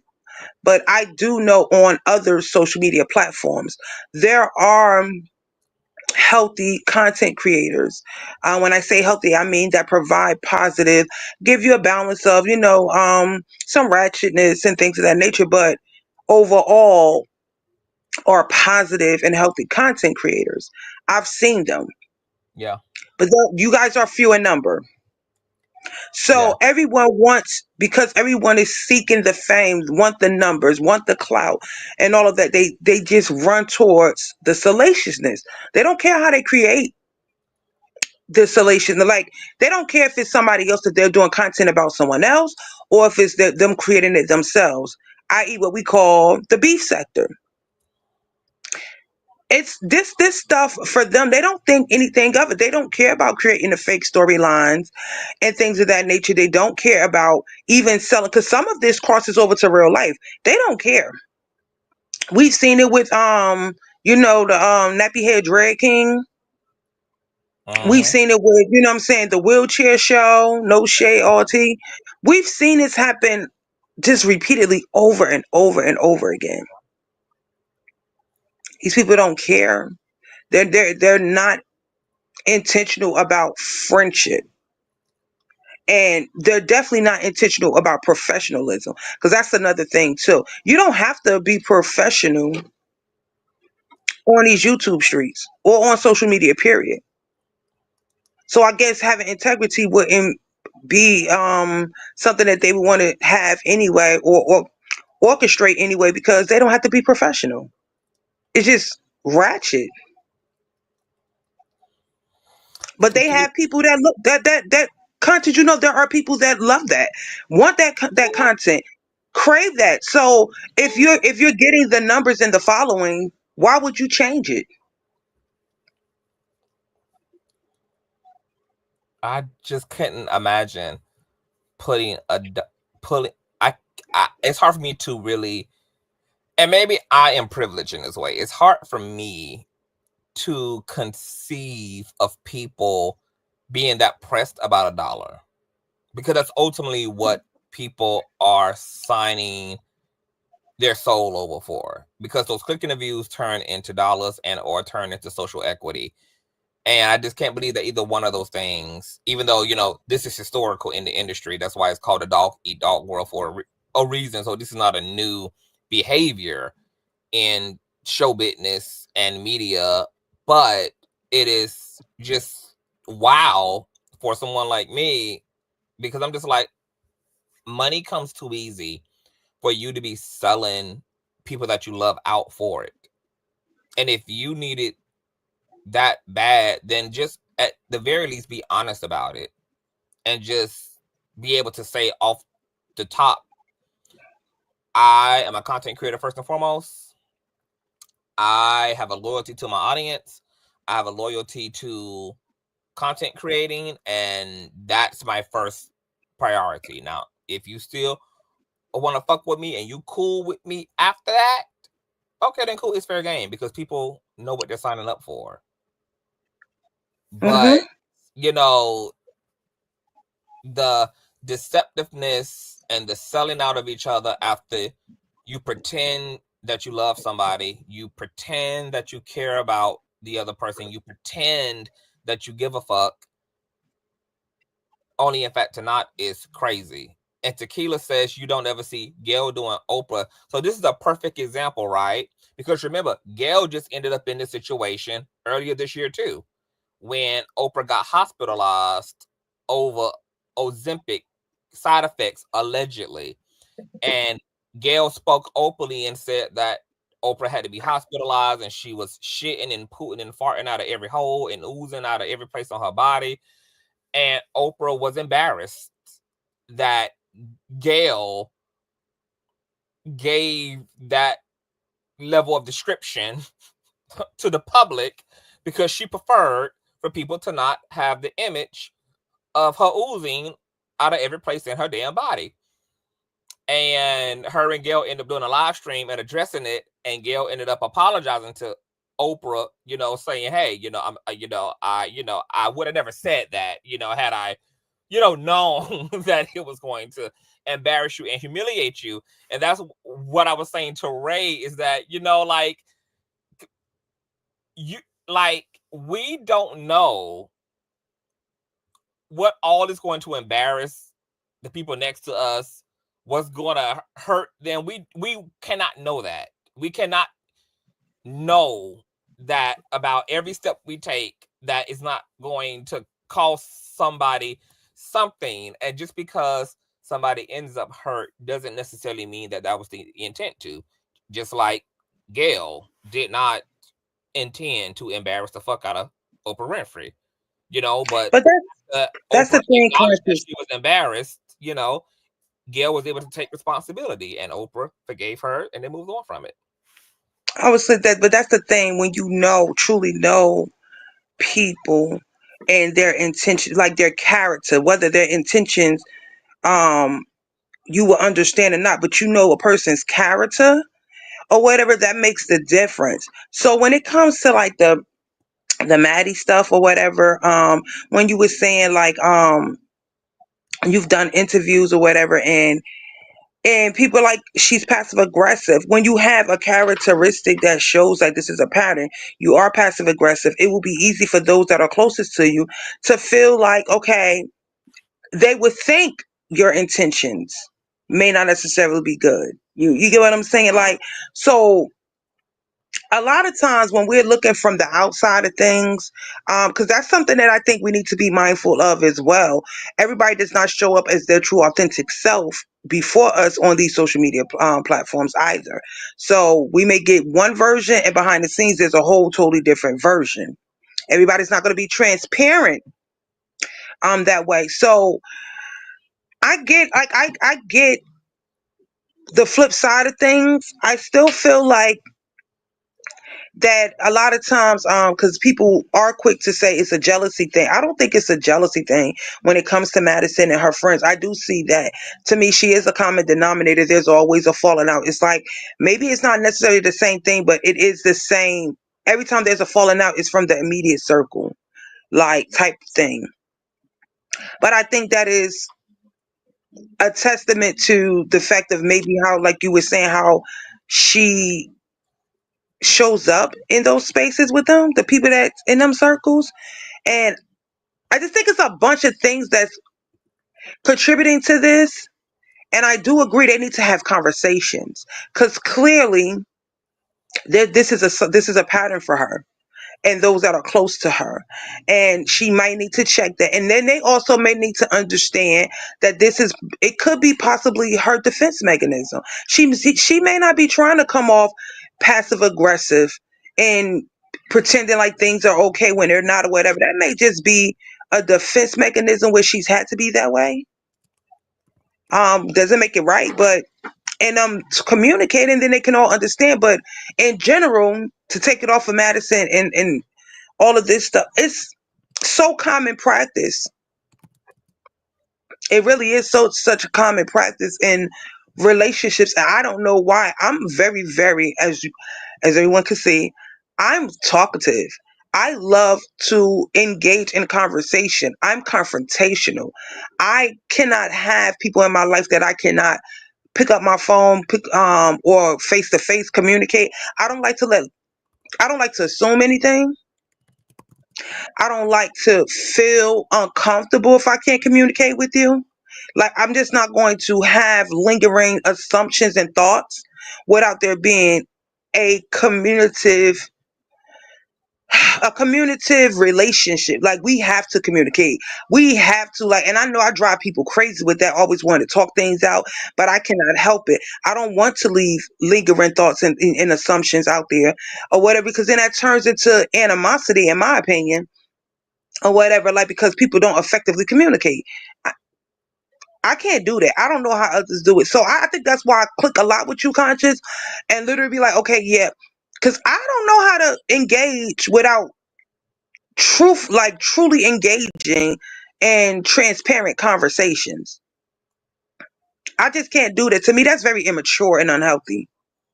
No, for sure. And even what Ray said, like she says that I missed the point, the consequences of repeated disrespect leads to final response.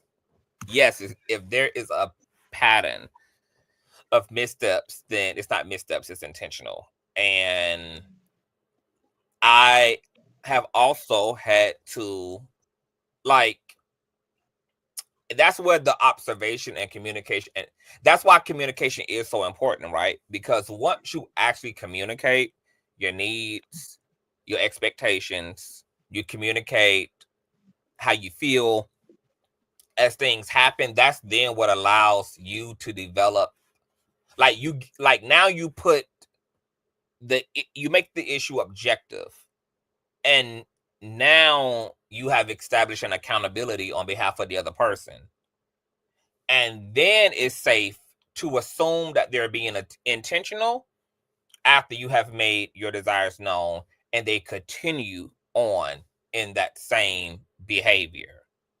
But when you don't communicate, you don't know what's intentional and what's just a person being flimsy, being careless, or a situation that's just truly subjective. Like, there was nothing that was inherently hurtful about the situation other than your own subjective projection onto the situation. Like, you know, where I felt hurt by it, you know, even if there's no real basis of hurt, but you know, because of the way things looked or whatever the case may be. Like, but once you communicate, then you get to watch a motherfucker.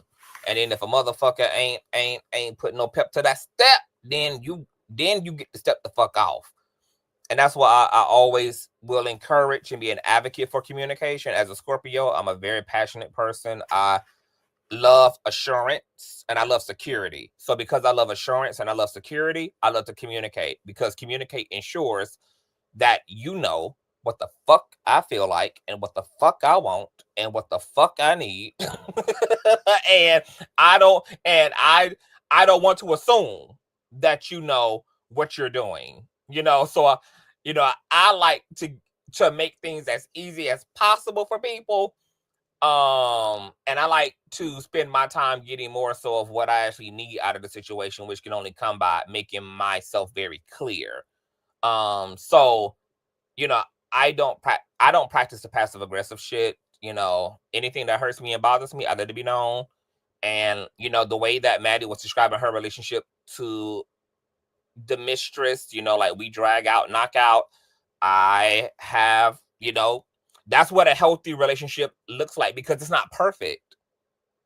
Healthy relationships are just a continual practice of communication. It doesn't mean that you guys are not going to hurt each other. It doesn't mean that you guys are not going to step on each other's toes. It doesn't mean that you guys are not going to, you know, hit butt, but you love each other and you communicate enough to create a space, a safe space to hear each other, to be able to reason with each other, to be able to agree to disagree with each other, to be able to give the benefit of a doubt to each other. And that's what allows the relationship to continue on. But the relationship doesn't continue on because it's perfect. And it doesn't continue on because it's fightless. And it doesn't continue on because it's confrontationalist. But the more transparent confrontation you're willing to have in a relationship gives the relationship the opportunity to be long-term, especially if people are actually listening to each other and being compassionate toward each other and actually supporting each other in the journey that each other is having, you know. So yes, communicate. Yeah. And I hope that they get a chance to talk. I hope they get a chance to work it out. I don't want to see Maddie lose everybody that she loves. I know that relationships are very hard. As Whitney said, Oliver is very young. Madison is also navigating fame. She's navigating wealth. And I don't want her to be healthy. I mean, I want her to be healthy, but I don't want her also to be around the wrong. I don't want her to have the wrong people around her either. But I also know that even the right people require the same effort. They require the same relationshiping. So Right. this idea that just because you meant to be in my life means that it's flawless. No, that's not what it means. Just because you meant to be in my life means that this is going to be perfect. No, that's not what it means. Even the people that are meant to be in your life calls for the same relationshiping. It calls for the same transparency, the same consistency in communication, the same honesty, the same consistent effort to collaborate to make the relationship in the union work. That's never going to not be the case. So I just want Madison to take her time and to, you know, and to really just sit back and tally up the score of what's really important. You know, has Oliver really been there for her truly, truly, truly? And not use like these minuscule things like, oh, you know, he started doing some funky work toward the end of his tenure with me, or, you know, some shit on social media. Like those things to me can be addressed if the relationship has demonstrated larger sacrifice and humanity. Like I wouldn't prioritize I wouldn't major in any of the issues that Madison talked about tonight when it came to Oliver if Oliver has truly been there for me. I would then consider all the things I said tonight to be things that we can work on. Right. But if Oliver has not showed up in any meaningful time in my life, if he hasn't been somebody who has truly been in my corner when I actually needed him to be, if he hasn't demonstrated any meaningful sacrifice in my life, and then, you know, and then on top of that, there's all this shit happens, then yeah, but you gotta go because you're worthless. You know, I don't even, you know, like there's no redeeming quality to the relationship. But if he has been, and only Maddie would know this, only Maddie would know if Oliver stood in those gaps when she really needed him to. If he really was at that table when she needed that seat to be filled. If he really held her down when it truly counted. Then all I'm asking from Maddie is that she not major in the minor. Don't major in the minor discrepancies and the minor fractures. If he has truly, truly, truly been there when it was substantive, right, and the impact was meaningful to you, don't let the petty, dumb shit, don't let social media motherfucking people get in your ear, because at the end of the day, you're not going to call none of these people to be at that table. They're going to stay fans. If you already got people in that inner court and they holding it down, man, make that shit work with your inner court. Because nobody is perfect. There's going to be flaws in every relationship, including the ones that are meant to be forever. There's going to be issues. There's going to be reasons why we got to communicate, why we got to talk, why we got to say sorry to each other. All that shit going to do what it do. So, yeah, that's...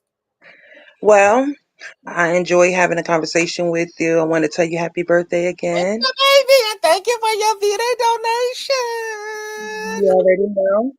I'm going to come in there today, and I'm so tired. I feel slightly delirious, but I'm going to take my ass to bed, probably get up and see y'all probably like in the later hours, probably 7 to 8, and get myself all dolled up and dressed up and get into some shenanigans. But yes, thank you, Rumors, for coming You're gonna up. be here.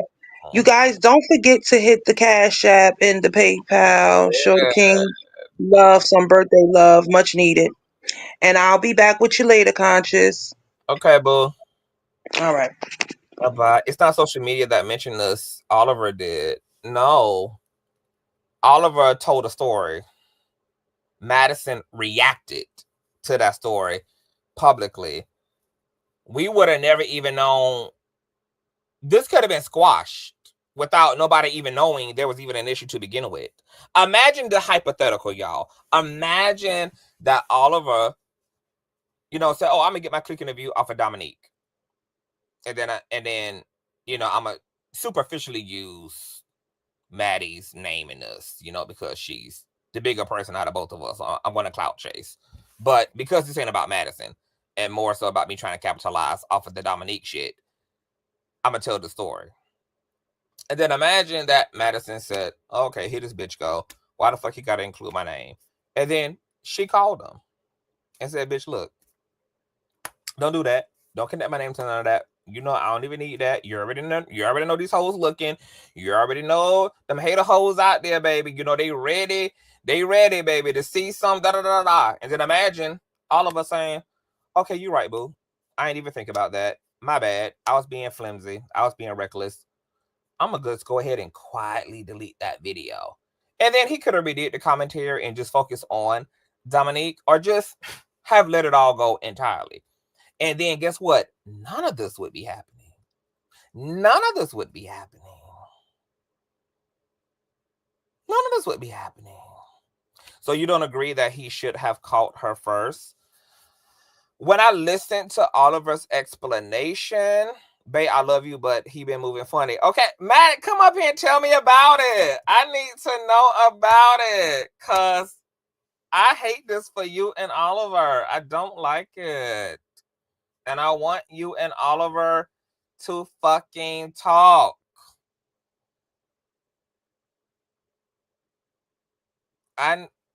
Cause whatever we don't know is, I guess that's the part we're trying to calculate, cause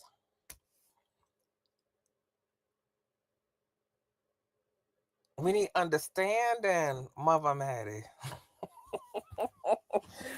I really fucking hate this for you and him. I cannot stand it.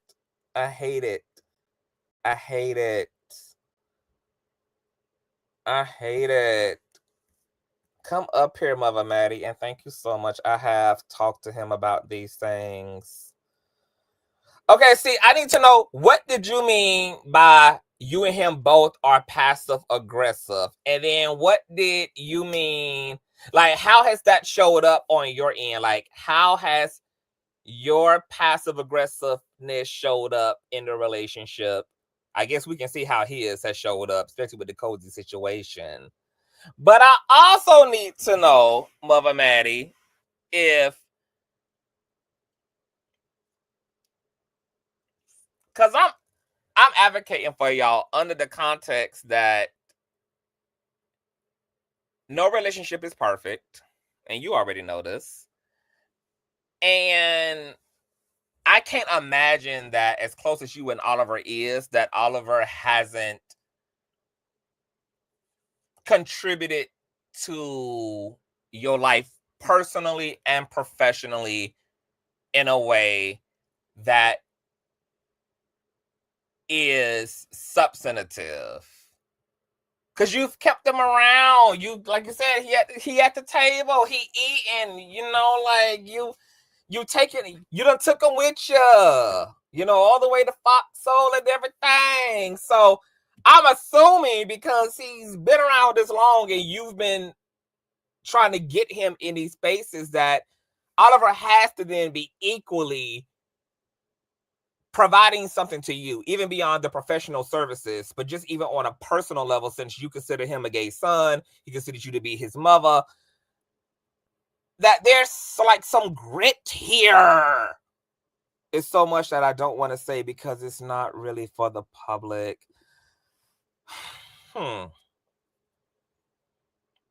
So what you really given, Mother, is that this kind of been a long time coming, and that there's been a build-up, and that Oliver has already been given so many opportunities for grace, and that there's been continual repeated missteps despite your transparency, despite you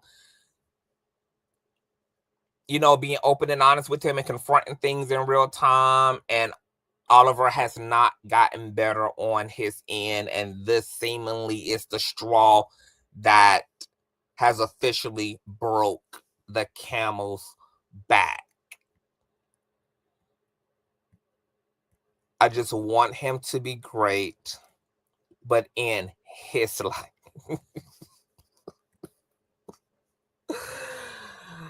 Oh, Oliver! So, Oliver, you gonna let Tramiel ass be right when he got on the speakerphone, baby, and said that you got a habit of doing this to all your bitches?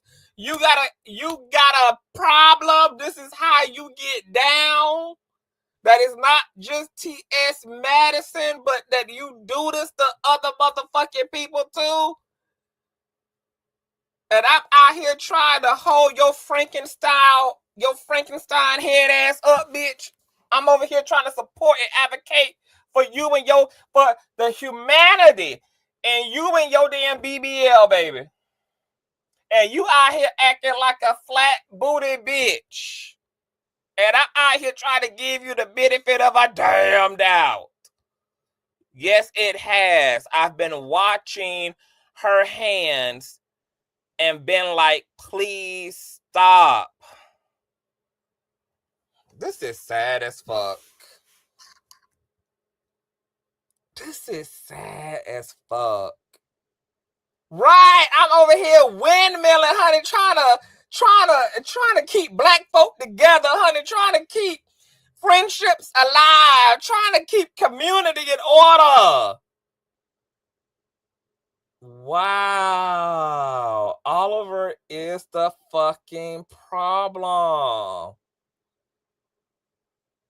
Oliver, I know you got your toupee wearing ass up in here too, girl. You need to hit the motherfucking link, baby.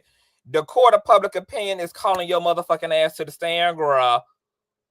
Okay, there are multiple indictments, girl, against you, girl. They're being superseded, girl, per friendship. He's not cognizant of the way he moves or just dense when it comes to things.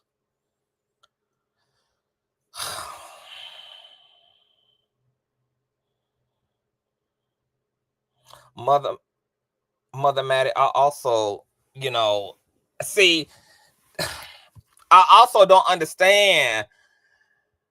Okay, so what's the difference though between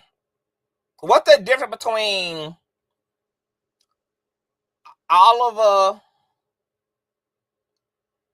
and Wendy Wiggins?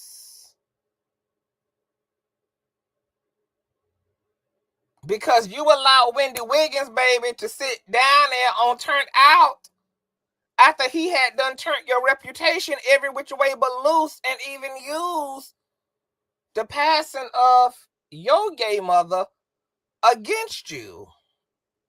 And over an issue that was completely one-sided. I feel like if there is space for Wiggins, anybody can sit at the damn table, Madison. Anybody can sit at the table, Mother Maddie, because it just ain't no way in hell. It ain't no way in hell. It's hard for me to believe that Twixt has done worse than Wendy Wiggins, baby. I can't imagine that whatever he's done has been worse. But the difference is there were wrongs that I took. Maddie, what wrongs? You didn't even know what you did wrong. None of us knew what the hell you did wrong. You seem to have been bullied and badgered into believing you were wrong. And then just accept it to let bygones be bygones because it was too costly to keep up the war. So you just went ahead and waved the white flag, girl. You said I hurt you. You said I abandoned you. You said I ain't give you a 2-piece and a thigh on the way damn home. Okay, girl, I didn't know that you needed an alternative family like that. I didn't know you was looking for a gay house and a gay mother. I thought you had your own damn biological folk, girl. I thought you had brothers and sisters over there. I ain't know you was over here looking at me like I was your damn sperm donor, like I was your damn surrogate. I had no idea.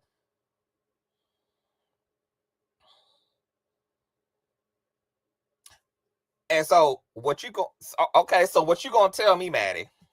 What you gonna tell me, Maddie, is that you actually believe that whatever you sat down and thought about personally to make sense of Wendy Wiggins' assault on you justified the level of viciousness and maliciousness that you was met with. You believe that his actions were a equivalent to whatever you sat back and decided you were wrong about. Because if you had to think about what you were wrong about that deeply, Madison, it means that whatever you did wasn't even intentionally. You just unintentionally hurt this girl. If you had to actually sit down and take time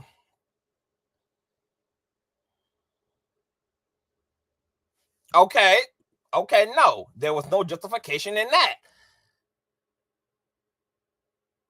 So, to my point,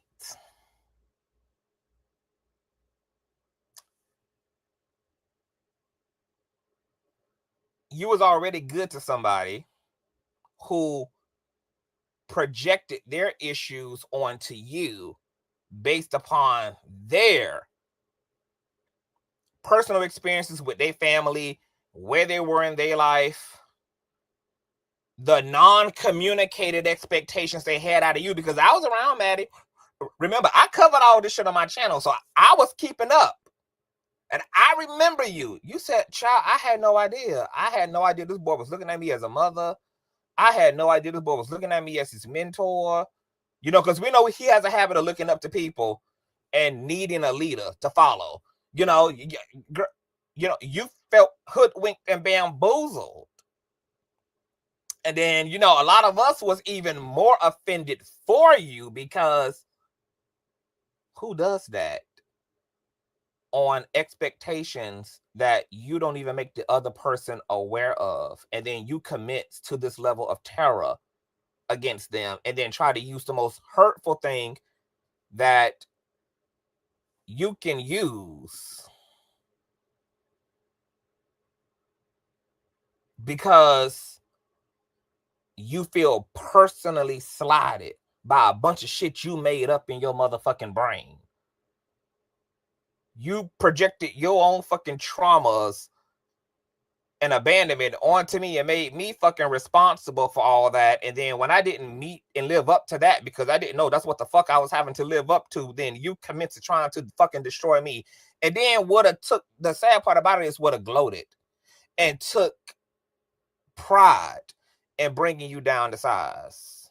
Because if it wasn't for you being woman enough to say, you know what, I'm just gonna dead this shit,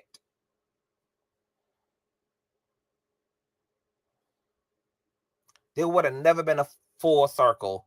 And to be honest, Mother Maddie, you are deserving of some damn reparations from that hoe. Because you ultimately chose to say sorry to a sorry ass bitch who actually was hurting you and doing you wrong. And you set your own ego, all your own shit aside, even your own sensibility aside to make a way to apologize to this motherfucker. Hey, Maddie. Hey, boo, good morning. Can you hear me? And rising. Yes, I can hear you loud, live, and in color. Happy birthday I tried to. Thank to you. you. Happy birthday to you. Happy birthday, dear Conscious. Okay. Happy birthday to you. That part. That's one in the intro. I Happy tried to come birthday. on here early because I didn't want your ass to hit the link. I said, I'm going to get in this bitch real early so her ass can't come up here and contest nothing. No, She well, I'm ain't leaving. offended by nothing. I'm leaving for LA today, so I got some, Some I'm up business. packing. I got some Yeah. business. Okay, I really don't want to, get deep into the whole thing with Yeah. Armon. I really don't because I don't want old Yeah. things to stir up. But I will say, as a human being, you have to be able to take accountability for shit, right?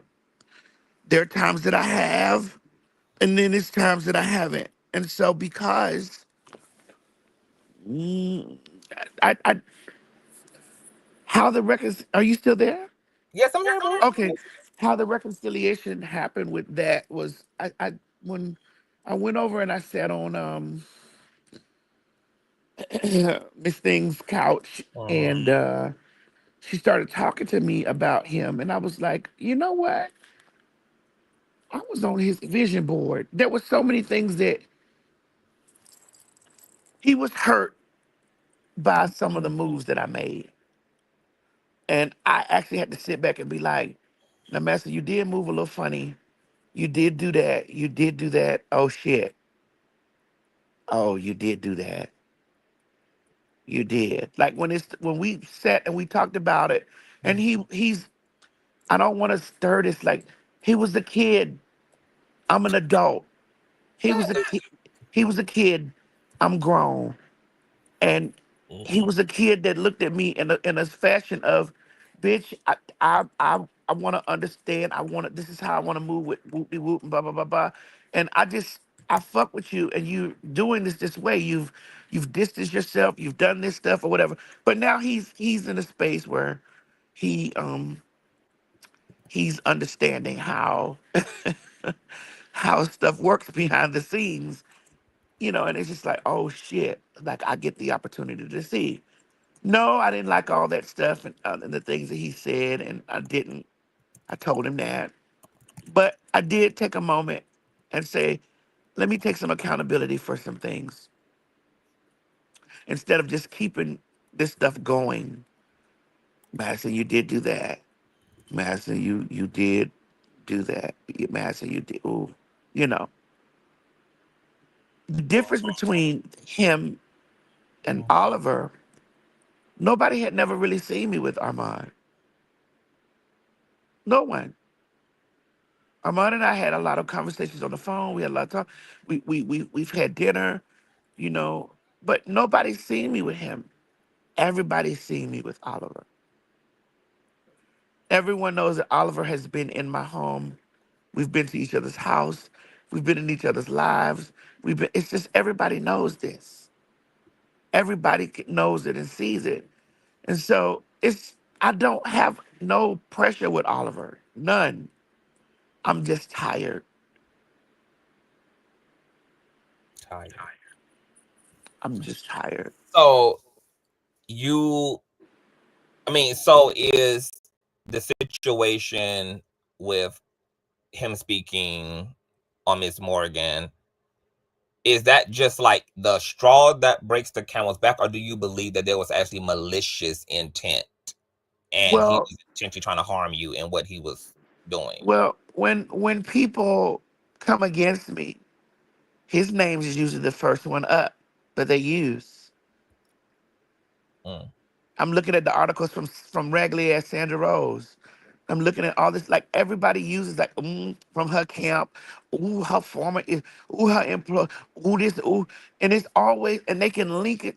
Nothing should be there should be nothing linkable back to somebody that's been in space. Why ain't nothing linked back to Chi Chi?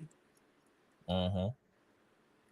Why there's nothing linked back to Chi Chi? Why everybody has to say, "Oh, well, Chi Chi gonna be the next one"? Or why does they have to say that? And it's been I've raised Chi Chi. Mm-hmm. Chi Chi's been my kid since Chi Chi was 16 years old.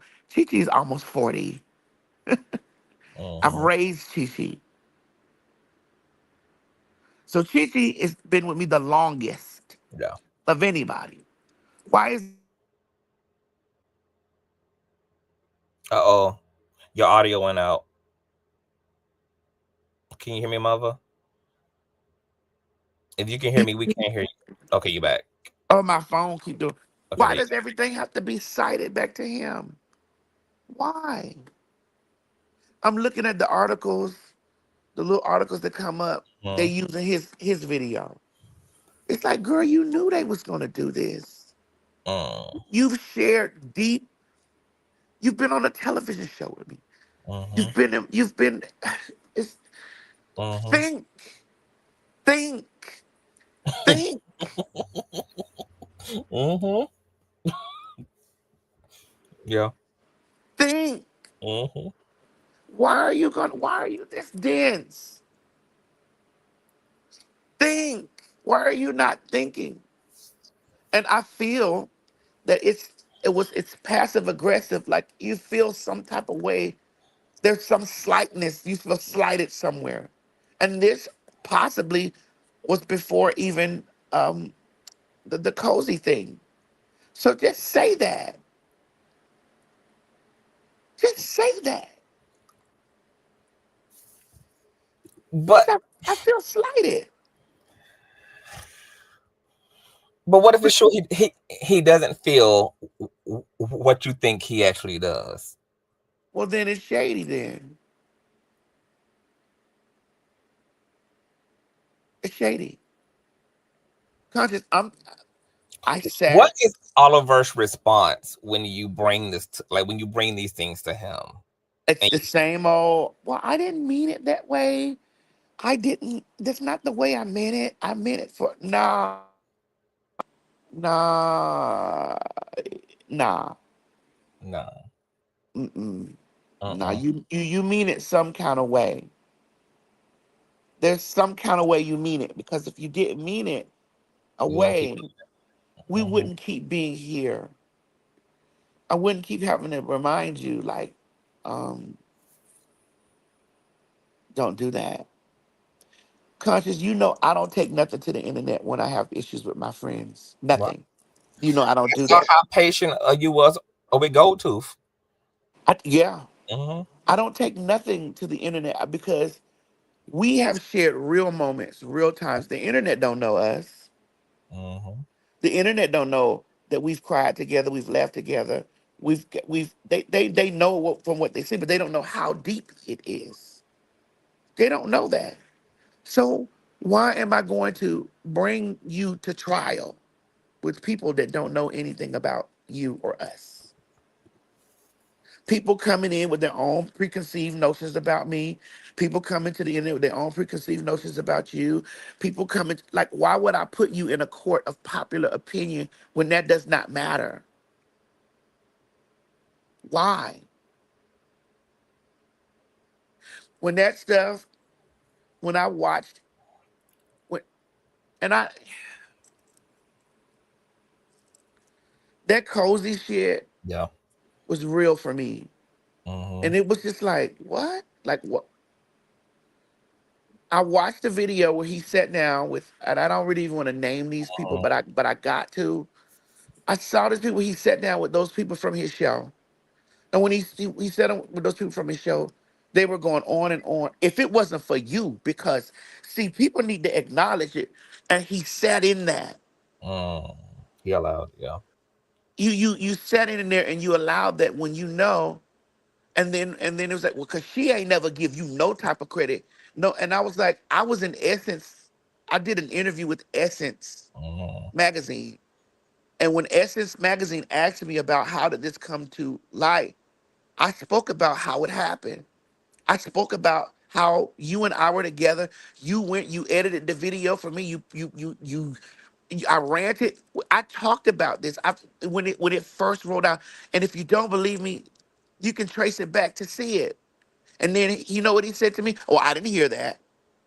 And this is what let me know. Oh, you really feel the way those people were sitting around pressing you. You feel this. You feel this. This is the way you feel. I agree. Absolutely. So got it. So you, instead of you voicing it, which is passive aggressive, Mm-hmm. instead of you voicing it, you allow these people to do this. Okay.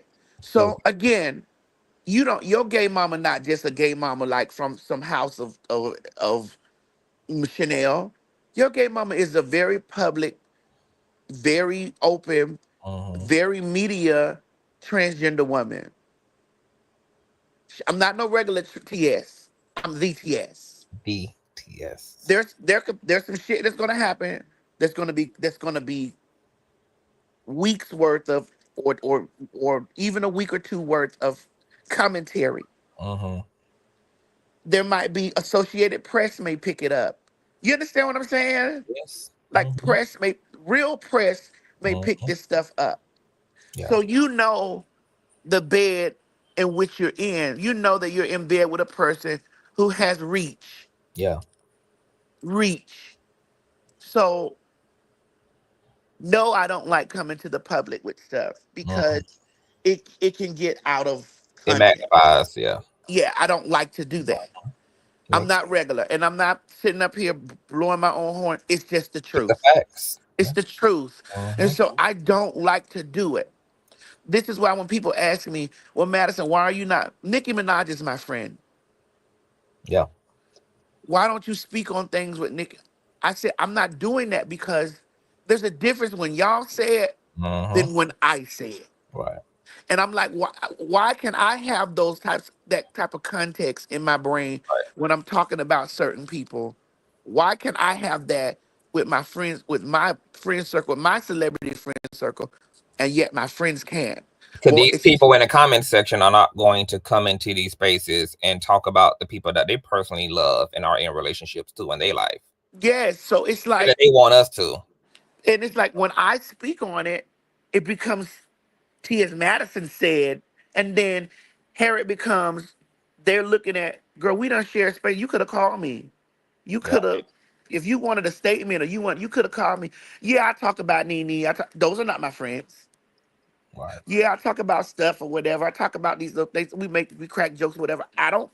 No, she's not going to be able to pick the phone up because I don't owe her. I don't owe her anything. I don't share spaces with her. There's nothing that I owe her.